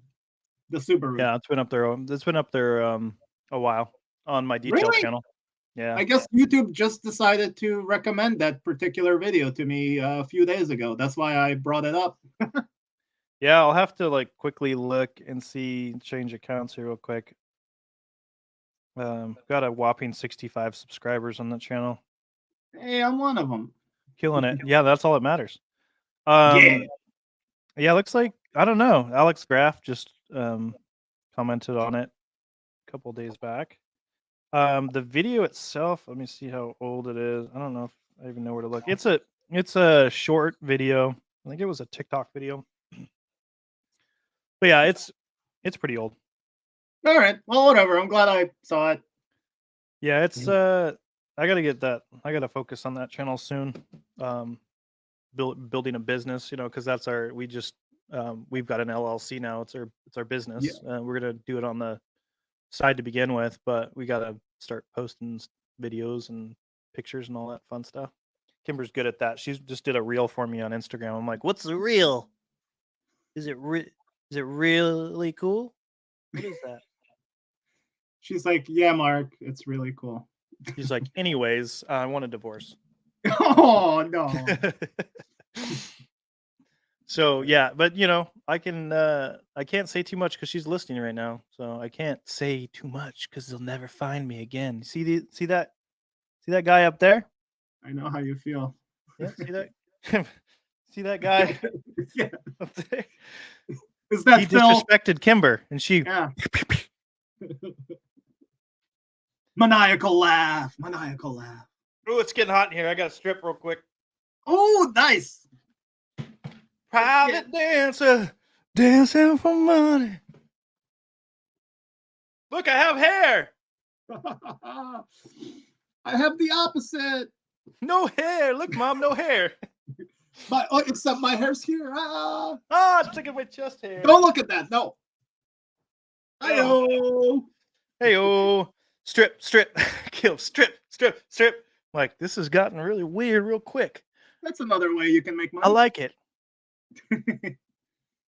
But so that question I was going to ask you, you mentioned this before a little bit. I wanted to know if you made progress or you found out more info. You were thinking and hoping to kind of get one of your cars as a Hot Wheels car. What does it take, and have you made any steps to do that? No, I haven't made any steps to do that because I mean, it basically, you've got to go to a Hot Wheels Legends Tour car show type of deal, and I don't know. I haven't had one in a couple years around here. So I mean, Okay. I'd like to get my car as a Hot Wheel, but I definitely feel like I need some kind of like livery or something on it. Like I'd like to do a Datsunman Diecast livery on the car. That's the Yeah. goal, is to fix a couple little rust spots on it, paint over those, and then just do like a full wrap, of like Datsunman Diecast. And like I think it'd be cool for Hot Wheels to like to make that would, I think, like, as far as I know, that'd pretty much be like one of their first like YouTuber person cars, Yeah. Like I don't think they've ever done something like that before. They You haven't have made something there. That's why I'm asking, because they'll do like Gas Monkey or whatever. Yeah. But how about Mark Monkey? Yeah, the people that are like buying Hot Wheels, the collectors, the modifiers, like those, I mean, the people that are like really supporting them. I mean, Gas Monkey Garage doesn't support Hot Wheels. Like those guys aren't buying toys and modifying them. They're just Yeah. making real cars, I mean, I still think it's cool. Don't get me wrong. I'd like watching Gas Monkey Garage. That's a cool show. Yeah, I more it's so like entertaining. I more so like the other characters than like the main character, Richard Rollins, because I know like his employees like can't stand him. It looks like, yeah, that's really cool right there. I have Did that. you I find have one, by that the one. way? You do? Yeah, I Okay. have one. Yeah. I was just gonna pop it in your box. Oh, From no, now I on, you mean, should just be like, don't. I don't have it, Nas. yeah. No, I don't have that. It's like on the wall behind me. It's just like by It's like itself. I'm 10 like, of them. no, I don't have. I'm like covering it. Anyways, gotta go. Arrivederci. Yeah, so I mean, I'm not in a major rush to get it. I don't feel like I'm gonna like lose the opportunity. It's kind of a stepping stone thing. I'd like to get my Datsun into whatever I can. I mean, I know that Fireball Tim is doing a Datsun coloring book, and I was like, Ooh. hey, let me know if you need a Datsun 510 to Right? draw. Yeah, so I kind of put a little bird in his ear. So yeah, we'll see what happens with that. But yeah, I mean, that is like one of my ultimate goals for sure, is to have my own diecast. And Fireball Tim talks about that too. Like he didn't care as nearly as much that the car got made, like the Batmobile, that it became a movie car. He wanted it to see it in the Hot Wheels version. Like when it came out to be a Hot Wheel, that's when he was like, wow, like I made this. It's a Hot Wheel. It's a toy. It's like he's always loved diecast. So Yeah. for him, it meant more for it to come out into diecast than it was like in a movie car, So I think that I want to make like immortalize my little 510 as a diecast. To be pretty cool. Well, it'd be sweet if you just made maybe a concept yourself, a custom, presentation of what you have in mind. Yeah, Maybe I mean, I even think yeah. we're gonna have we're gonna get some designers on the diecast breakdown. So I can put birds in their ears too. I could literally put a bird in their ear, like a little baby bird, like a tiny starling or something, Yeah. and then I'll just teach it to say, Datsun man, 510," and then just every once in a while they could be sleeping or pooping, and they just get that little, what was that? Yeah. There's a bird in their ear. I just had an idea. I remember that Mark guy I met. Let's make his Datsun 510 Yeah. into a basic car, and let's make it into a super treasure hunt, so no one can ever find it. First release as a super treasure hunt, everyone would go nuts. Yeah. So yeah, that's I don't know. It's definitely something I think about a lot. So it's we'll see what happens with that. But I definitely need to I kind of want to do some livery, and it's expensive to do that kind of stuff. You want somebody to design a livery for you, it's just like, I don't know. I mean, you could do a contest on your channel saying, "Hey guys, send me a design. What do you think a cool Datsunman 510 would look like?" I'm sure a lot of Yeah. people would jump on board. I mean, half of them would suck. I'm just being realistic, but they would all be awesome. Yeah. So yeah, that's not a bad idea. I mean, honestly, I would almost like to just use the Datsunman Diecast logo and then stem off of that into kind of like maybe a some kind of a BRE setup on there. I've already got some ideas for that, so that wouldn't be too hard to do. So yeah. We all know your favorite color is blue, and blue. Yep, and you like blue. birds and ears. Maybe a blue bird. Bluebird, and Datsuns are called bluebirds. Yeah. As well. So I think if you go back to, I think Super JDM's question there, it said, so Mark, if you could have a custom 510 Hot Wheel, hypothetically, of course, what color would it be in? Trying to think of what I don't have, like what's kind of I've got pink, I've got BRE ones, I don't know, maybe orange. I don't have too many orange cars. Ooh, green? Yeah, it's like I have pink. I have the pink one. I have 2 pink ones. I gave Kimber one of my customs that was pink, one of my first 510 customs. Duh. And she still has it. It's like a little case. It's so darling. But yeah, I have that pink one that factory custom, basically stolen from the from the plant. That's what factory customs are. Oh yeah, like the one I got. Yeah, they're just like people just like did it there and then just walked out with it. Yeah, dude, you schooled me on that. Like, I mean, not that I was blind to people doing that, but for some reason I didn't put 2 and 2 together because it's different wheels, it's unspun, and you're like, yeah, someone stole that, Nas. I'm like, I love it so much more. Yeah, right. It's forbidden. So later, Willie. Have a good one, buddy. Love ya. Later, Willie. Willie. Yeah.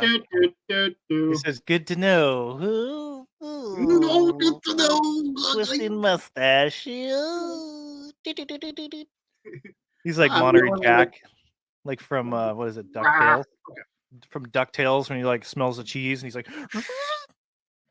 Oh God, it says Nas livery. I thought you wrote something else livery. I'm like, whoa. whoa, just like... Then David would be like, "Oh man, I like that, Mark. I do like that Nazi Germany diecast. Yeah, it's a very rich history right there. Vladimir Putin." Such a weird collection, David. Dang it, David! What's wrong with you? Oh man, Takumi, what country are you from, man? Where are Datsuns considered trash? I'm in your trash. Yeah, send them over here. I don't think we Yeah, consider send them them as over. trash. He's like, until recently. Now they're worth millions. Yeah, I was gonna say I'll give you $5. Yeah. No, it's I don't know of any place. I mean, not to say that he's like incorrect, but Japan they go for more than they do in the US. Mexico, they love those cars. I mean, so realistically, everywhere I know, up in Canada they go for crazy prices and they have for many years. So, Colombia. oh, Colombia? Yeah, I Yeah. can't imagine there's that many Datsun 510s. There may be some like stupid Datsuns there because there's a lot of Datsuns I do not like. Trust me. Like whenever Hello, Super Datsun. Hi. yeah, I'm dumb. So yeah, so for example, like when somebody would like come up to my car and I'd be nice to them, but they'd be like, "Oh, Datsun 510. My dad had a B210." And I'm just like, "I'm so sorry." It's like they're terrible. Like there's some really disgusting Datsuns, and even the Datsun, like they made Datsun 510s into the 80s, and they were disgusting. They were really gross. My buddy had like a mid 80s Datsun 510. I'm like, how can you call that a 510? And it was just gross. It's brown. It wasn't even cool. Like I like the old like Corollas that are boxy like that, like the TE 72s or whatever. But I do not like there's a lot of Datsuns out there that are gross. Trust me. So he's probably talking about those ones. He's like, yeah, those aren't even they're not worth money anywhere, sir. Sir. Nobody wants those. I used to have a B2 10, 12, 40, 50, 60. God. A what? But yeah. Mark, this is for you, man. WW Replicas. He sent me a nice little package of little really high quality whatchamacallits slide. Oh, slide. yeah. No, I think he hit me up on Instagram and told me he was sending me stuff. I think I sent him my address, so that's awesome. If not, send it to me. I'll make sure to send it to Mark, my man. Yeah. So just send it to whoever and they'll get it to me. Yeah, send it to America. Send it to America like, and it'll find Mark, its way right. to me. Oh, Mark, yeah, he's just down the street. Yeah, I like that guy. He has one of them old boxy, old crappy cars, right? Yeah, the crappy ones that aren't worth any money in Colombia. Yes. He says, yeah, a lot of super ugly ones, but yeah, so I'm right. Like it's the ugly ones that like nobody wants. There's like, but now they probably are worth some money because they're just the Datsun name, even though they're crap. It all comes around. Even like the ugly ones eventually become popular. It's how it goes. Mel, my man, thank you for being here, dude. Mel's my old friend from the flea market, man. Mel, what's up, Mel? I love that guy. Mel's a good guy. He collects like retro stuff, Transformers, video games, stuff like that. And yeah, the 2020 really locked him up, let's just say, in his house. WW Replica says, will do if I could only trust the US Post right. No, you can't. You can't, dude. There's a 60-50 chance it's going to get here. Yep. And that doesn't make sense. 80-40. I always do that at work. I've done that with customers before. There's a 60-20% chance that this isn't going to get done today. Yeah. 80-80. Yeah, but no, the US Post, terrible. Yeah, I just did the whole thing with the DeLorean. It took 20 days to get here. I got it off eBay or whatever. It literally took 20 days to get here. It went somewhere to some other state, then came back where he sent it from. Then it stayed there for a week. I was like, what's happening? Just send it to me, dang it. But yeah. No, FedEx is the next terrible one. It's like USPS and then FedEx. I had a foam gun for detailing that took it was in my area for like a week. It was just kind of bouncing around. It says out for delivery one day, out for delivery the next day. Like 4 days. It's supposedly like they're just driving around lost. Like, where is this guy? Where's his house? Yeah. I feel like they just keep it in the back of their truck and they're just like, I don't have time for this today. I don't like this guy. I don't like his face. Yeah. I don't even know what he looks like. Whatever, man. Jealousy. Yeah. What was this here? I wanted to read this one. Oh yeah, this. What do you think of those, man? The I don't pink, even know if I've seen what you're talking about. he just the made cherry the blossom announcement set. like 2 days ago, June and Mai on Kaido House. Well, I'll tell you what. I feel like I do love all the cars coming out. They're hard to keep up with. It's yeah, like thank you. they're coming out too fast, and Yeah. you don't get them for a while too. I think it took me a long. I think it took a lot of us a long time to get those cars once we bought Yeah. them. I had to So it's buy like, one online on flea market and cancel it online. yeah, I almost canceled it from. I think it was One Stop Diecast. Yeah, And yeah. I didn't blame them, but it was a supply issue for sure. But it took forever to get it. Months. I mean, it was like several months late. It was supposed to get in October, and I got it just recently, not that long ago. The Sun Kang ones. They kept it But on back order, right? it's tough. Like buying something you spend $50 to buy two at minimum, and then you wait like 4 months to get the car. Yeah. It's basically like RLC, but worse. I don't know. Yeah. But Well, I it's don't know. I haven't pre-ordered. seen those yet. I gotta look those up. I still need to order the blue and the seafoam one, and then there's a BRE one. I haven't ordered any of those. But Yeah. yeah, that's my only frustration with them, and it'd be nice to talk to June Mine and let them know, like, hey, these things Slow are your not coming roll. out. Quit Yeah, these milking it. things are coming out like there's like 4 out, and you haven't even gotten the one that you just bought that just came out like 6 months ago or something. So it's like Yeah. it's a little frustrating, to be honest with you, because Yeah. I've altogether I've bought 6 cars from them. I gave away 2, kept 2, and kept another 2, but they're beautiful. I mean, they're beautiful. You and I talked. There was some imperfections in yours. Oh yeah. Yeah, Well, it only and happened once. I think I have maybe 4 of them, and only one of them yeah. came weird. So I think I had a couple small imperfections on one of my cars too. yeah. That I can't remember. I think it was like I have them right in front of me. I think it was the red one. I think it was looked like somebody used touch-up paint on it. Yes, It's that's really it. weird. Really weird, man. It's like, did somebody seriously just touch up this car before it went out of production? It's like, come on, like, don't do that. Yeah, here, this is the car. Really, really weird. I think that was the only flaw on it, but it's a pretty decent sized flaw. Oh, the purple one. I'm gonna try to focus this. Oh, hold up. Let's see. There we go. I'm gonna cover my face, but it's like right there. You can kind of see it. It's like Yeah. touch up paint. It's like, what's Yeah, up with that? that's not cool at all. It's not cool. So I would, I definitely would like, Is that the same one as this? Yeah, same car. It's the Sun Kang one. Yeah, that's Yeah. the only reason I What was bought the this deal? one, because it's Han from Fast and the Furious. Han, watch my videos.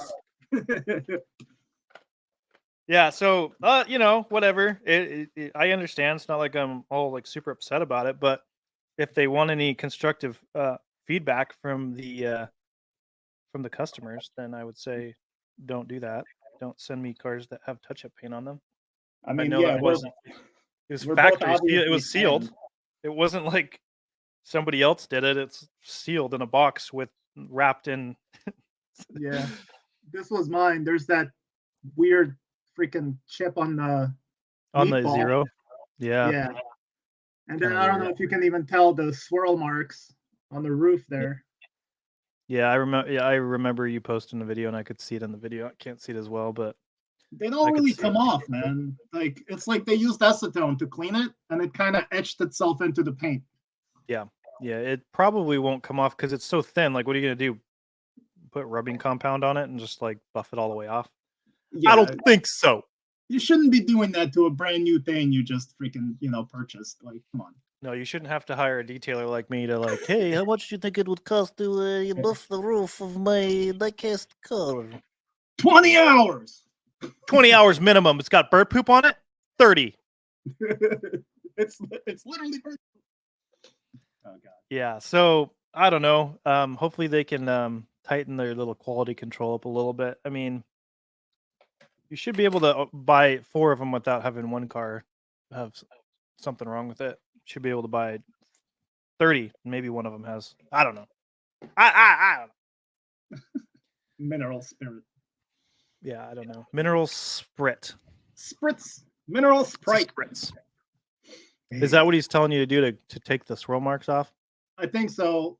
It's just that. Is that what you're saying, Takumi? Or do you think that's what they used on it? Whatever. They used a spritzer. It's like Yeah, refreshing. It was very refreshing. Yeah. Anyway, yeah, like you said, I'm not worried about it. If anything, I'll pick up another one down the line. So it's all whatever. Yeah, it's whatever. I mean, it's whatever. Thank At you, the end Takumi. of the day, it is what it is. You know, when it comes Yeah. down to brass tacks, when push comes to shove, brass tacks. Peace out, Drone. Yeah, so I'll show you. I think you've seen this before. I got to finish this up. I got to remind myself to finish this up, but I've got this little guy going. Very nice. Nice. It's And like the thing they with the cameras, man. Every time you show off a really beautiful polished car, yeah, it just doesn't like do it justice doesn't want to at focus. all. Yeah, I mean, you could literally like see yourself very well in the polish of this, and I'm still not happy with it. So, I mean, yeah, this is what they look like when you strip the paint off them. For all people out there that don't really customize, they look like trash when you first, Yeah. and then you just start to really polish them. This is about I don't know, about 6-7 stages. It's not. I usually do like something like 9 stages or something like that. 9. Yeah. So, yeah, it's I got some decals for it. I can't decide whether I'm going to do another BRE one with these guys here. I've got some more BRE water slides that I Very could do, nice. and then I got a couple new ones that I don't. Oh, I almost don't want to show you because I don't want to surprise. I want to surprise someone out there.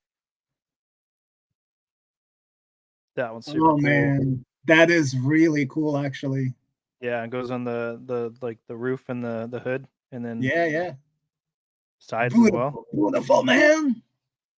Yeah, I like it a lot. I like that, man. I like it. I sure do. Hey, like man, it. hey man, where you get that? Where you get that livery, man? Where'd you get that, man? I'm gonna do those decals on this. I'm gonna put them on the sides. Datsun, because I think this was a version of the Datsun. If I'm not, it's probably one of those that goes for a decent amount in Colombia. It pretty much looks the same. Looks better, I think, than some of those gross Datsuns that are out there. If you cut off the roof and the windows, that's pretty much just about what it looks like if you think about it. You know, I do. This is good. No, that doesn't. So, when are you gonna get? Like, when are you gonna get a microphone, sir? Well, I'm actually working on all of that right now, trying to save up some funds, trying to get some side hustles going, building up revenue. And hey, man, like if I've got one that I don't use anymore. If you're interested, then you could, I don't know, send me some Hot Wheels or something for it. I don't care. It's not an expensive one, but it worked. It's the one I used before I had this very expensive. This one right here has a milky voice like David had twice Diecast. Oh yeah. No, yeah, hit me up, man. We'll do maybe I'll do some favors for you for it. It's just a little. I even got one of these little things off of the interwebs. Yeah, and it's just a little, plugs in with the C there, and it's all ready to go. Headphones plug into it, and it's more than sufficient. It's better than this laptop. Yeah, for the low price of $5,000, it could be yours. Yes! Yeah. I won't even plug it in. I'll just be like, "Hey yeah, guys, how's it going?" Yeah. You're just gonna be like me in this one. That reminds me of a little song I wrote back in. Yeah, you just like double hand it. Oh, Kimber's gonna I probably be would like, do anything for Mike. she's gonna unplug the internet from downstairs. Kimber's just gonna be like, "Poink!" Like, you guys are done. Like, game over. Game over. You guys are crazy. Stop it. It's really rainy and gross outside here, so this is fine. Oh, did you see that BRE diorama set that I have? Like the little things that I bought down there at the RC store. BRE diorama set. Was that it? Let me. Kimber! Just have to. It's Camber the meatloaf. The meatloaf. The meatloaf. Hey, can you grab like some of the diecast and the BRE? Hey, Mark, what's your favorite number? What? What's your number? Quick question from WW Replicas. Mine's 3. What number?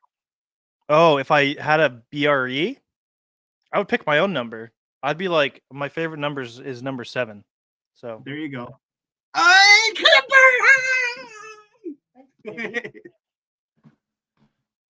Nice little spin. Nice spin move. Just my lovely assistant and wife, Kimber. Number 3. So, she brought me this one. Just because of that. Oh yes, I'm getting one of those in the trade actually. Woo-hoo. Yeah, so this is I think to scale because I think this is 118, isn't it? It's 24, I think. Oh, is it? Yeah, close enough. Yeah, it's just a step down. So here is the kit that I've at that little RC store. I found this little set. It's got a compressor. It's got all this cool BRE stuff. Whoa, I didn't see that. Engine. It has an engine on a stand. It has a toolboxes. It has NOS boxes. And you're like, what? Yeah, so really, really excited about this. Yeah, it's 118 scale. Okay, wow. It's cool, man. Yeah. Oh yeah. And yeah, this one's super rad. Yeah, that one's fantastic, man. Like I hear it's like a Walmart exclusive, I guess, but it's fantastic. And then they got the Yokohama. I remember that one. Yeah, that's beautiful. Beautiful. Yeah, so this one's cool. It's got an SR20 under the hood with a turbo and everything. Oh yeah. Give it. In the trunk, it has a dead body. Oh, cool. As it should. Cool, man. That's sweet. Yeah, so I encourage you to get that. It sounds like you're getting it. You're doing it, Peter. I hope so. If he can't find it, I'll just have to go to stupid Walmart by myself and look for it. I don't want to do that. But you don't want to go to Walmart? I don't want to get shot. I think I've only come across one, and I think this one, I feel like it had a little defect on it. Nothing crazy. Can't remember what it was. Just the door fitment is a little weird on it. It's a little wonky. But I don't know. It's not bad. But I'll pick another one up. If I find another one, I'll grab it. I was gonna say if the one I get is in nice condition, I'll just trade with you if you want. Don't worry about it, man. I like defected things, you know. That's Mark Hot Wheels for Life is in the house. I'm defective, hey. Yeah, you are. Yeah. Where do we start with all that? We don't. It's just we don't want to start with all that. Infinity. So yeah, I can't wait to send a package out to Nas. I've got some really cool cars for him. I've got a couple Datsuns. I've got a bunch of Mustangs. I think I picked up more Mustangs for you. Oh boy. Down on the coast. Some loose ones, nothing crazy, but cool nonetheless. And yeah, no real Datsuns. I didn't find much Datsun stuff down on the coast. That's awesome, man. But I do want to. I mean, I think you'll be excited to get one of those 102 cars. I'll grab one right now because they're so cool. It's the first, it's the first one out ever. Yeah, that's when we were talking about all that. Yeah, there was a bunch of stuff you showed me that I was just drooling. I had to have like a paper towel under my mouth. So I've But got two. I've got a wheel swapped one, and I've just got the regular one. And so this is so anyone that doesn't know, these are this is the first basic 510 that ever came out, and I gravitate to these things. I really love the livery on those. I would love to have like that, like my real one look like that, to be honest with yeah, you. that's cool, man. And then here's one that's wheel swapped. That looks really, really good. It Yeah. does. So yeah, you're welcome to keep it in the cart or wheel swap it, or I'll come across more of these. Michael Larson just sent me two that he found down at that collectible, at that hobby shop he lives down in that area. And here's another funny story. It's short, but so I go down there and he picked up those. He said, "Hey, Mark, do you want these?" He hit me up on like Instagram. And he's like, "Hey, you want these 102, like these blue Datsun 510s that down at the store?" I was like, "Yes." It's like, "Yes, I want them." And he's like, "Okay, I'll grab them for you." And so he grabbed them for me, and I was like, just like so happy because I love those things. And he got them for like a fair deal. And then he sent them to me, and then I went down there, and she recognized me, or they were talking. Oh yeah, you're the YouTube guy, the Datsun guy. And she's like, I don't have any Datsuns right now. I had a couple blue ones, but somebody bought those. Sorry. And I was like, you know who has those now? And she's like, you? I'm like, yeah, I've got them. My buddy got them for me. And she's like, oh, that's so cool. That's so nice. And so, yeah, it was funny. Um, yeah, I sent Michael some merch because he didn't ask for anything. I just like when people do those nice. I mean, you can probably when someone sends you a bunch of like stuff, especially like valuable stuff, like it really pains me not to send them stuff back. And I Yeah, get it; it's a struggle because when I send people stuff, like from the bottom of my heart, like because I appreciate them, I don't want stuff in return. yeah, But it's like the catch 22 is because, it's like it bothers me because I'm like, oh, I'm gonna send you something back because I just want to, because I'm like, oh, that was $40 or $50. I'm like, wow, like you don't even know me that well. I mean, like we're friends on the internet, but it's like we've never met. You guys are sending me like cool stuff.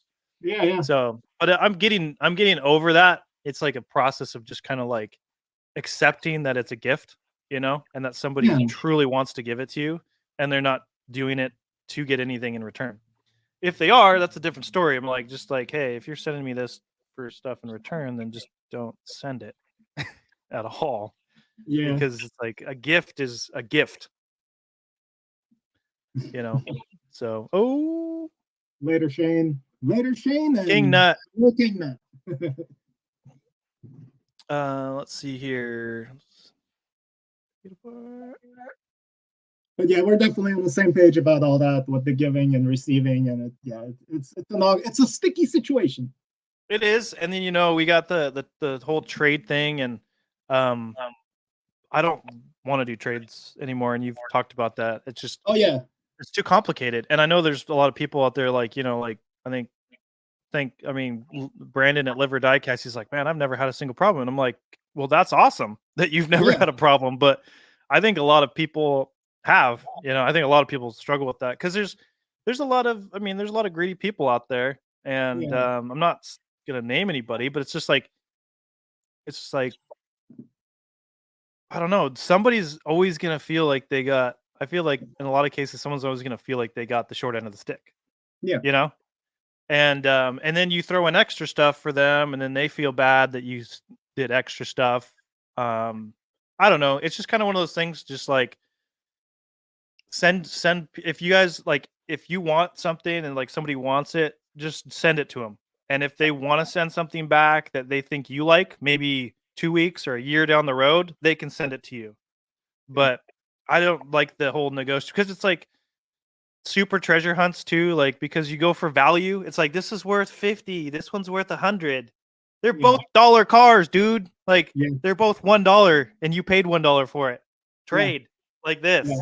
It's not what this one's worth. I mean, it's a different story when you have an RLC car that they made 2,000 of. Like or like something that's rare and it goes for a lot of money. Of course, you're not going to trade for this treasure hunt. It's not going to happen. Of course, it's going to be something that's worth similar.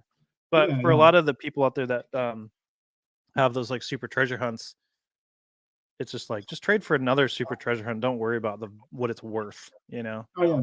Don't worry about Yeah. what your cars are worth in general at all. It's just like once you start focusing on what all your cars are worth, it's not a hobby anymore. It's just like you just have to enjoy the cars and not worry what they're worth. And I always try Yeah. to educate people too because I get that occasionally. They're like, "Oh yeah, I just discovered this is worth $40 and I had this in my collection." I'm like, "Wow, like what are my other cars worth?" It's like doesn't matter. Really doesn't matter, man. Doesn't matter because it's like this is a hobby, and if you want to make it a business, then yeah, start a website, make a business. I don't care. I Yeah. don't have a problem with that either.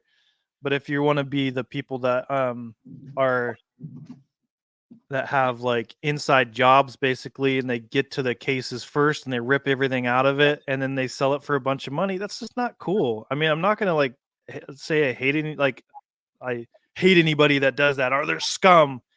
They're not. It's just it sucks for the rest of the people that are just trying to enjoy their hobby. Yeah. Just Brings label yourself brings us joy. properly. Yeah.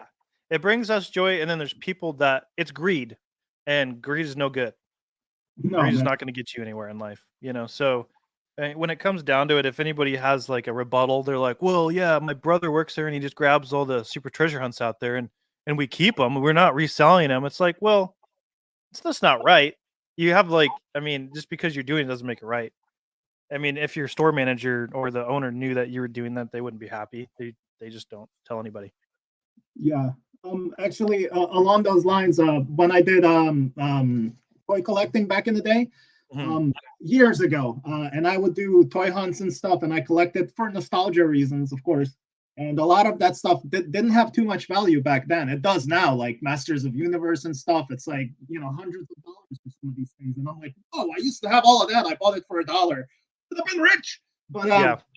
a lot of those YouTubers that I used to hang out with or stay in touch like I am with you right now, like there would be friendships, bonds that we would build.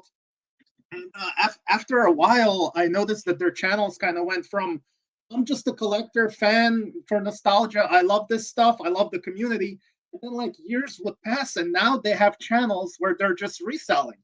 They Yeah. call themselves resellers, and I'm not mad at that because they No. did make the switch. They're Yeah. like, I'm a reseller. I sell these, and they make other friends with people. They sell stuff, but like it's kind of weird how that works.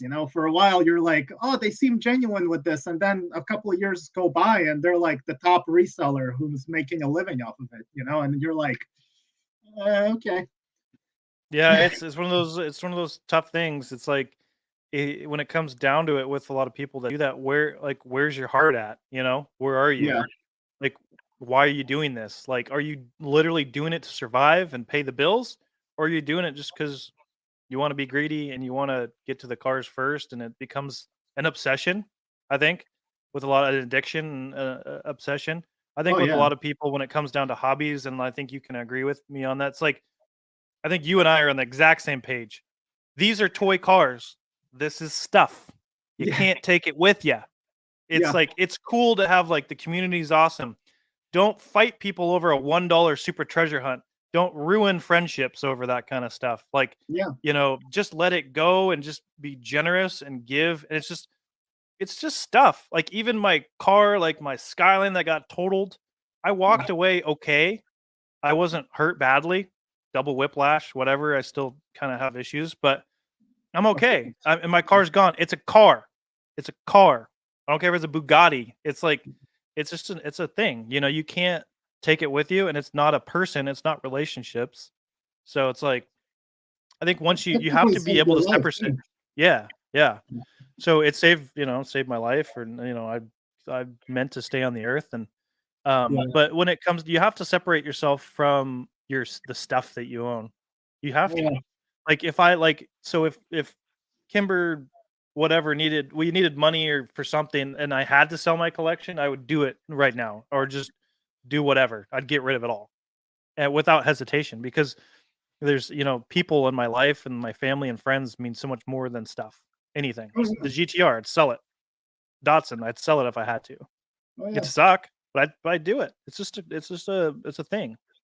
So I mean, once you like really, if you get super bothered by not having certain cars, and it's just remember what you do have, like what you do have in life, and what other people don't have. So, with this whole shortage thing, people they've been getting all bothered. And we've all joked about it. I've made videos, we've all joked about it, right? It's fun Yeah, to joke about things, especially when it's of like course. when it does bother you. But Entertainment, man. it's entertainment, but at the same time, it comes down to like appreciate what you have, you know? Appreciate all the stuff that you have, the people in your life that you have, your dad, your sister, your brother, your son, your daughter, your best friend. You just got to focus on those things, and if your hobby or these stuff gets in the way, you got to get rid of it. You got to like lose it, you know. And I Oh think, yeah. we can all get burned out on hobbies too. And the thing that like makes me not get burned out is the people in the community. Sure, there's like some negative and weird people, like crazy kind of people out there that are in the hobby, but it's like that with anything. But it's the people that like Adrian that sent me that RLC car. You just like with your just the way that your attitude about things and about stuff, and not like not let it like rule your life. You know, of course you're a collector, so it's like you said, I can't be a minimalist, but you can in other areas, and you can watch yourself to make sure you don't get carried away, Yeah, you you can know. take a tip from you can be inspired by minimalism. You don't have to be a monk living under a tree, wearing one single piece of a sheet, because you're like, Yeah. I just want to experience what life is under this tree for the rest of my life. You Yeah. gotta level things out, you can't, I don't know. Whatever, man. Yeah, like I Yeah. recently had to sell a whole bunch of stuff to pay some bills for certain things, I don't want to go into, Yeah. but Yeah. you know what I mean. And Yeah. like I know what you mean. I've realized that, dude, I'm appreciating all of this so much more that there's less of it. Yeah. Like, I know what I have. I'm looking at this and I have memories from different things. When I have too much stuff, I don't even know what I have, man. What's the point of it? Look, everybody, look at my flex. I have all this crap. Now I'm like, dude, I have all the best stuff that makes me happy. I'm happy with it. I'm good with it. Are those shower curtains? Oh my gosh, are those That are one is, the yeah. are those collector edition? Are those They are, man. You're like, I They're, had to they're sell it. They're actually listed for sale on eBay right now.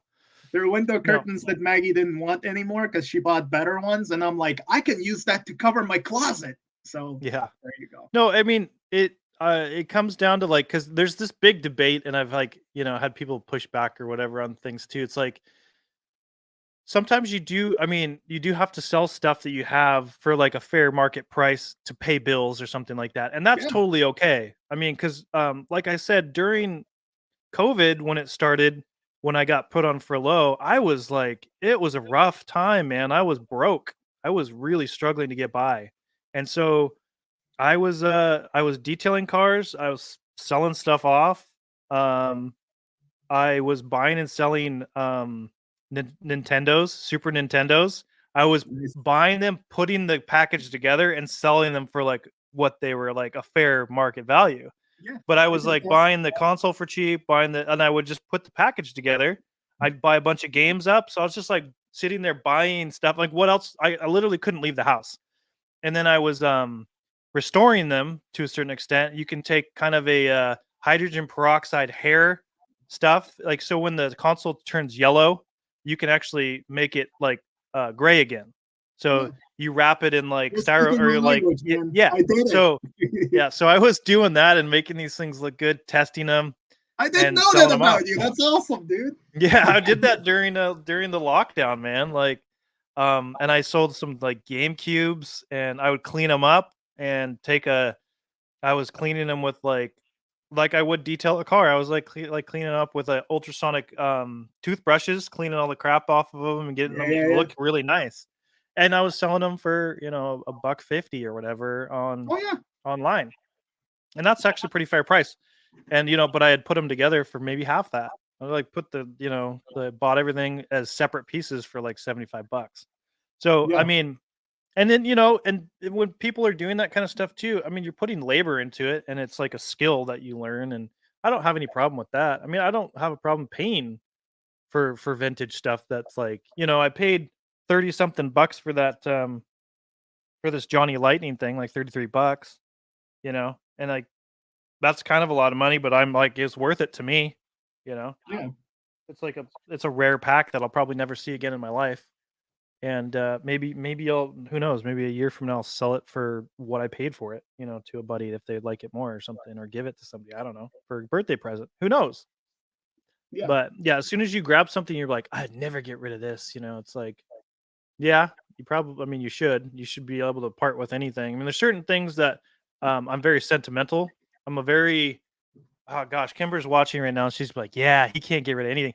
But it's like, I've got stuff from childhood that I would really have a hard time getting rid of because it brings back memories like joy and everything, like little like toy cars or GI Joes that I have. I have a handful of GI Joes that I want to give to my kids, whether it's a boy or girl, whatever.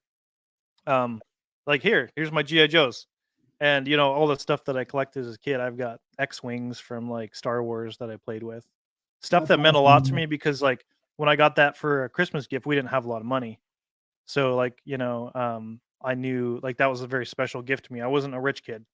I grew up around kids that were well off, and I always had the kids had the Jordans, like basketball team. They'd come with the Jordans, and I had the Filas, Yeah. or I had the like the Shaq shoes, like that were like Dude, are $20 are at Big you like, Five. did we live a parallel life? Like, that's what I lived. That's how I grew up. I had the pump 'em up Shaq shoes. I Yeah, had the yeah, feel the Avias and the yeah. champions. The ones that had like the little swirls on the side of them or whatever. Yeah, yes. Yeah, and I Dude, think I you could got get made those at fun Big of Five. some of those. Oh, Yeah, I think you could get those at Big Five. I had Fila's. Man, I mean, but my parents always made me feel like I had enough. I always had enough, and yeah, my mom always, suffered from having clothes. She had like a handful of clothes in her closet, and I just so that I could have those shoes or whatever.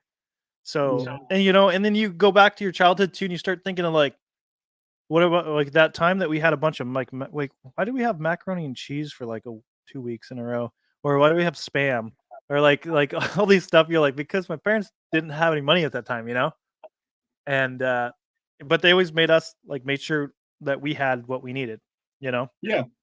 and I respect that so much, like that they always focused on us first, and that is something that I'll do as a parent when when I have kids, is make sure my kids are always taken care of first, because it's like That's the that was biggest like, freaking treasure they could have given you is what you just said that you're gonna do. oh yeah, and and I think the next thing is like whether it's like stuff like because that's stuff, but when it comes down to like being there, being present for your dance recital, for your sports event, for whatever, anything that you're excited about for your parents, or for anyone that's listening that's a parent that may not have time to go to your son's baseball game or whatever. Make time. It's like, Yeah, because that's big for kids, and it'll mold their whole life. Like, hey, my dad or mom wasn't present when I was doing this thing that I loved. It's just like yeah. they weren't there because they were, working to, of course I get it if you have to pay the bills, sometimes you have to miss things, but do what you can to not miss, your what's going If on in your there's a kid's life. reason, there's a reason, man. If you're not at your kid's baseball game or karate, whatever, and you're just with your buddies playing Halo, then Yeah. maybe you need to get your priorities straight, man. Why, like, what are you doing? Yeah. Like some of Yeah. us wish we could have a dad or a mom or anything, or advice. Like you got to be present at least to answer a question for your kid. Like some people aren't just there; they don't care. It's weird. Yeah. And but I don't know. It's like it means so much. It meant so much. And you know what? Granted, sometimes I felt bad, like because I played tennis as a kid, like in high school, and I didn't want my parents to be there for those. I didn't care when they did. Like, I don't know. For some reason, it like it screwed with my mind, like playing. Like, so I was like, don't, no offense, but like, don't come. Like, Yeah, yeah, yeah, yeah. because it was like it's a one-on-one like thing, and it was just like, and I knew they're there, and it was like it would trip me up. But they still came to like basketball and baseball and all this other stuff that I did. and I didn't mind that. It didn't I didn't even see them there. I didn't know they were there. And if I didn't know they were there, it was fine. Like if they came, but I didn't know they were there. But as soon as like I saw my dad up there, or something like, Yeah, I know what it's you terrible. mean. Yeah. Dude, Especially if they start cheering you up from the bleachers. You can do it. You're like, oh, I'm too cool for this. I felt bad because like there was like when I was like once I figured out that if you hit somebody, like if you play doubles, if you hit them on your serve, you automatically get a point if you hit the other teammate. Okay. So like I was going for the guy like, and I felt bad because I hit him square in the chest and knocked him down, and his whole family was there, and I was like I felt really bad, but at the same time I was like, easy point. And it's not like I hurt him or anything, but it was very embarrassing for him to get knocked down with a tennis ball. Boom! It's like right to your chest. But you know, yay! Hey, you still remember that? So oops. Yeah, it's all good. My bad, my bad, buddy. But it's a point. A point's a point. Winning's winning. Winning's winning. It's not about that. It's respect. Yeah. Oh my God. Wow. Well, we're approaching 3.5 hours. I think this is I don't know. It's got to be some kind of a record. Yeah. No, I think we definitely can call it so I can eat my Chipotle and prepare for that ring of fire. And, yeah, I think we can call it. How many people do we have in here now? I'm not paying attention. 35, man. We've been consistently doing well. That's crazy. People have stayed here this whole time, listening to us. Just like, see, it's basically. No, it shows that you don't have to write anything down to like ask me questions because I'll probably just bring it up. No, man. Yeah, so, like, you carried it, man. I mean, yeah, I would like give you one question, then you answered the next 3 questions automatically that you didn't even know I was going to ask. So I'm happy with that. Yeah. So, and you know, it's an I wanted to do it on your channel just because I wanted to like. It's been a while, man. We haven't done that for a long time, so I just wanted to make sure like. Hey, let's chat on your channel. We can do it on mine next for sure. See if we can go like 4 hours. Anytime, man. Yeah, we should do like a charity fundraiser one of these days. Like I've thought about that, doing like kind of like see how long you can stay on camera, like go for like 8 hours or something crazy. Dude, I'm down. I'm down. Take bathroom breaks or like, you know, somebody's got to carry the conversation. Like bring different people in. And do it for charity. Like people have to like donate money somewhere or start like we'll figure it out. That'd be cool. I'm down. We obviously aren't gonna run out of things to talk about, so no, I don't even think you need to make a list, but yeah, everything like that reminds me of this reminds me of that. Exactly. So. Oh, did you kill an hour just showing off your Datsuns, really? Yeah, I mean if I wanted to show off all my Datsuns. Did you get one of these yet, or I need to send you one? I was gonna order it. I think it's best that I order it so they get the numbers, right? So oh yeah, sure, that's fine. I was gonna send one to David at Twice. Go ahead and open it. Let me go ahead and open every single car that I own and then put it back someday and give it away. Yeah. To Nas. To Nas and Mark. Yes. Only Soviet stuff. Nas. Hey man, I don't mind. This is David. I got a magic wand right here. It's out of my car. I just went and grabbed it. But if I was to go grab this magic wand and come back, what would be your first choice on a Soviet car? If you could find any Soviet car you've ever had, which car do you think that would be the most silkiest, smooth car like my voice? I'll tell you, David. It would be a hearse with the little model of Putin in it. Oh, well, funny you say that because I just sent it to you. I have two, right? There's a knock on your door. FedEx. Package for Nas. Package for Nas. Oh my God, man. That's a good note to end on here, so you can eat your food. I'm kind of hungry too. It's 5 o'clock here. It's like, what time is it there? 8 o'clock at night? Right here. Yeah, 8 o'clock on the dot. 8:04. Close enough. Yeah, so we'll the plan is to have you back on the Diecast Breakdown as well, Oh man! and we'll After I get get you the microphone, what?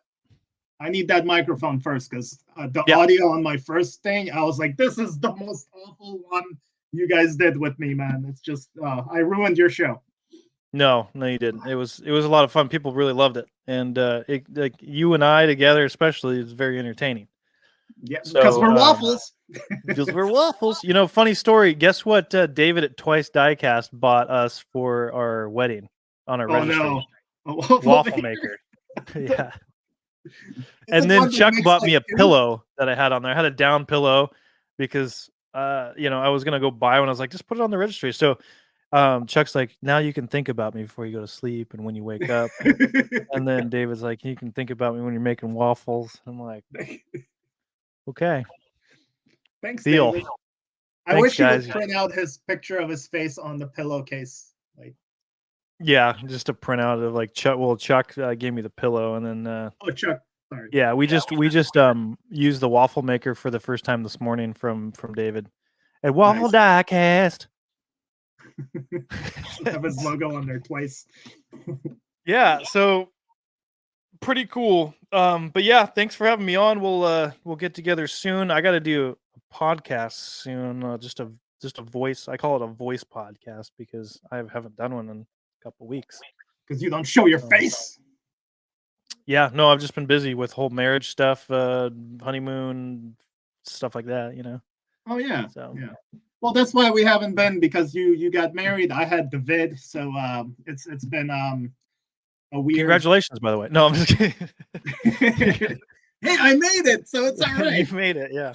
Yeah, I've had it already, so it's I had the worst, I had the worst strain, and it was fun, but yeah, I will survive.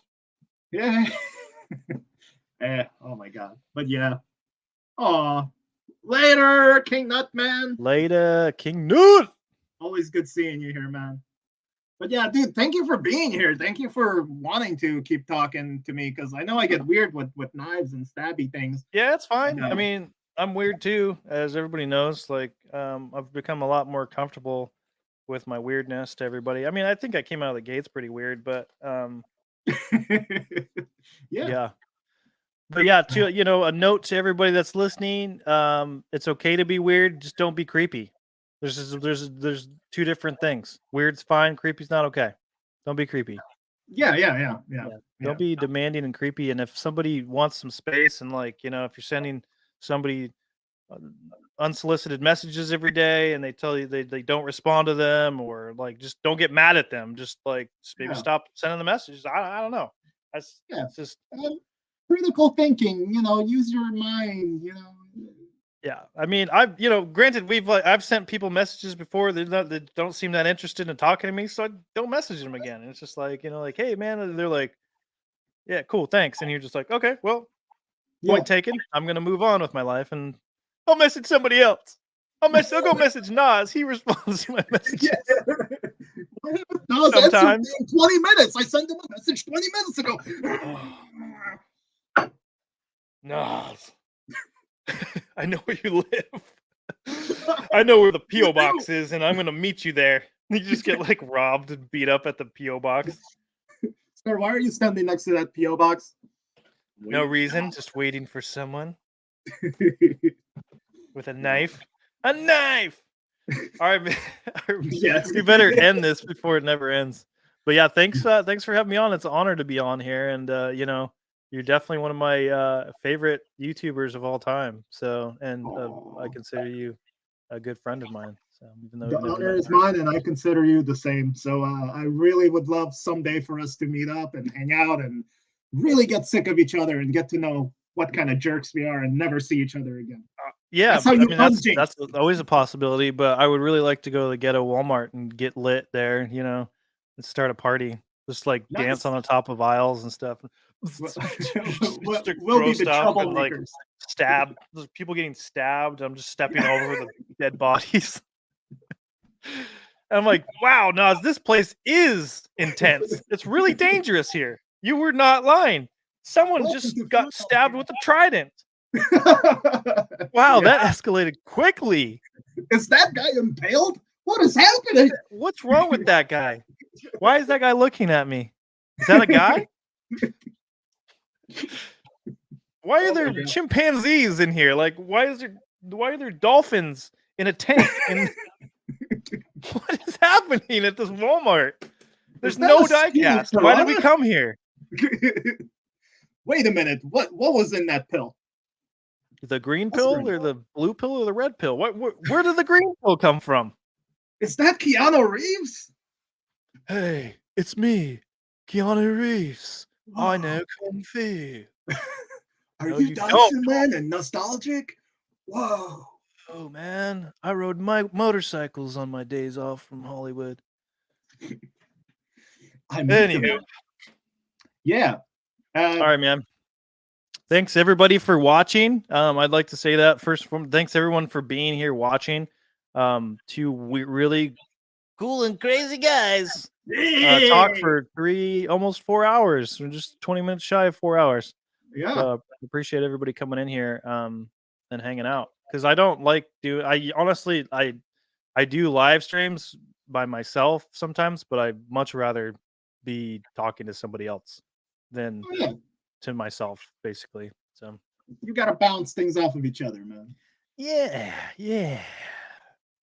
I can't wait till the day that you and I actually do a little quarter-mile race. That would be amazing.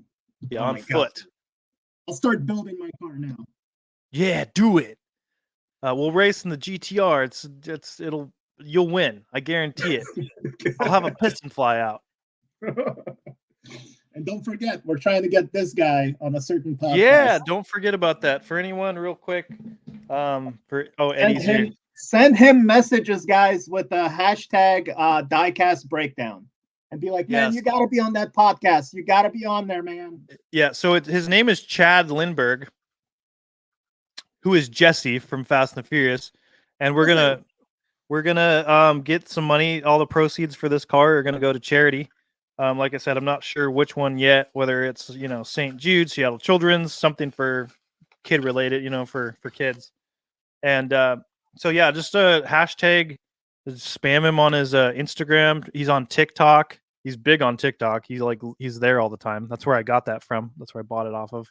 So yeah, spam him. Just tell him you got to go on the diecast breakdown for Hot Wheels, and just tell him if 100 people tell him that, he's gonna be like, oh gosh, what is this? And he's gonna have to look it up.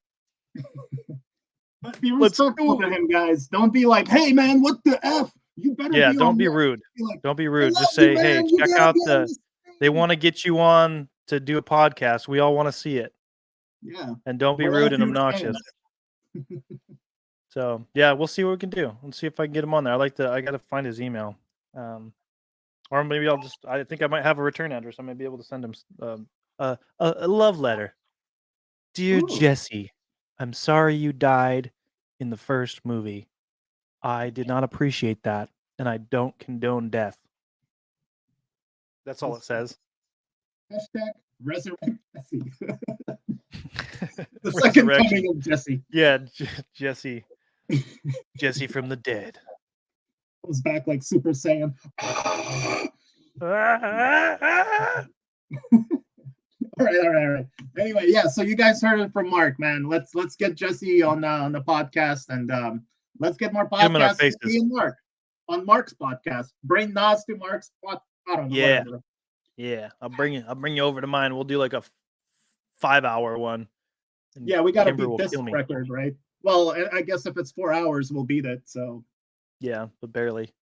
No one wants to be defeated. All right, go eat your Chipotle, dude, and go destroy your bathroom later on. Yeah. All right, Rest in peace, Nas's intestines. Oh, they're already gone. I'm too old to bring that back. I don't even have. Anyway, yeah. Thanks everyone for watching, all us too, and commenting and dealing with our shenanigans. Mark, dude, thank you for your stories, dude. That's what I live for. Conversation, good stories, building friendships. Nothing else matters. All this crap. Get rid of it. So yeah. But Mark, you're also, I'm not gonna say much, but the box that's coming your way, you're gonna get some things that you wanted because I went the extra mile to make you happy. Me, I did it. I did it, and you better make a video and say my name, and you gotta make a video because if you don't, I challenge send you them back. to not make a video when you get my box. Don't even tell anyone. It's just for you, man. I don't care.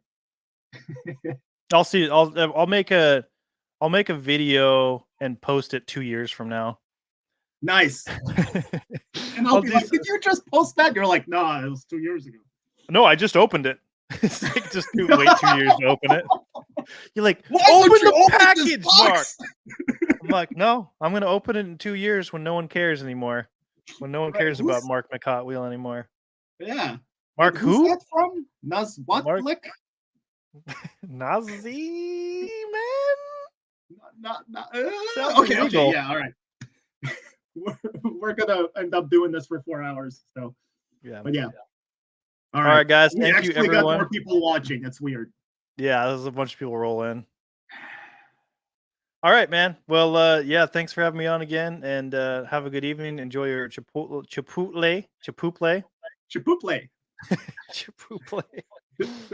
And I'm gonna go find something to eat as well. All right, man. You enjoy yourself and your dinner with your wonderful wife, and congratulations again, man. I'm so happy for you, dude. Like, you guys are amazing. It's so good to meet a person who's your best friend and your freaking, better half. Yep, she is definitely my better half. She is the better half of both of us. Wow, that's a lot of halves. Yeah, she's the better half for sure. She's the 75% of the both of you. Yep, 70-40. Yes, there you go. On that note, perfect, man. Yeah. Have a good night. I'll see you soon, man. Good. All right, see you, everybody. All right. Bye, everyone. Peace.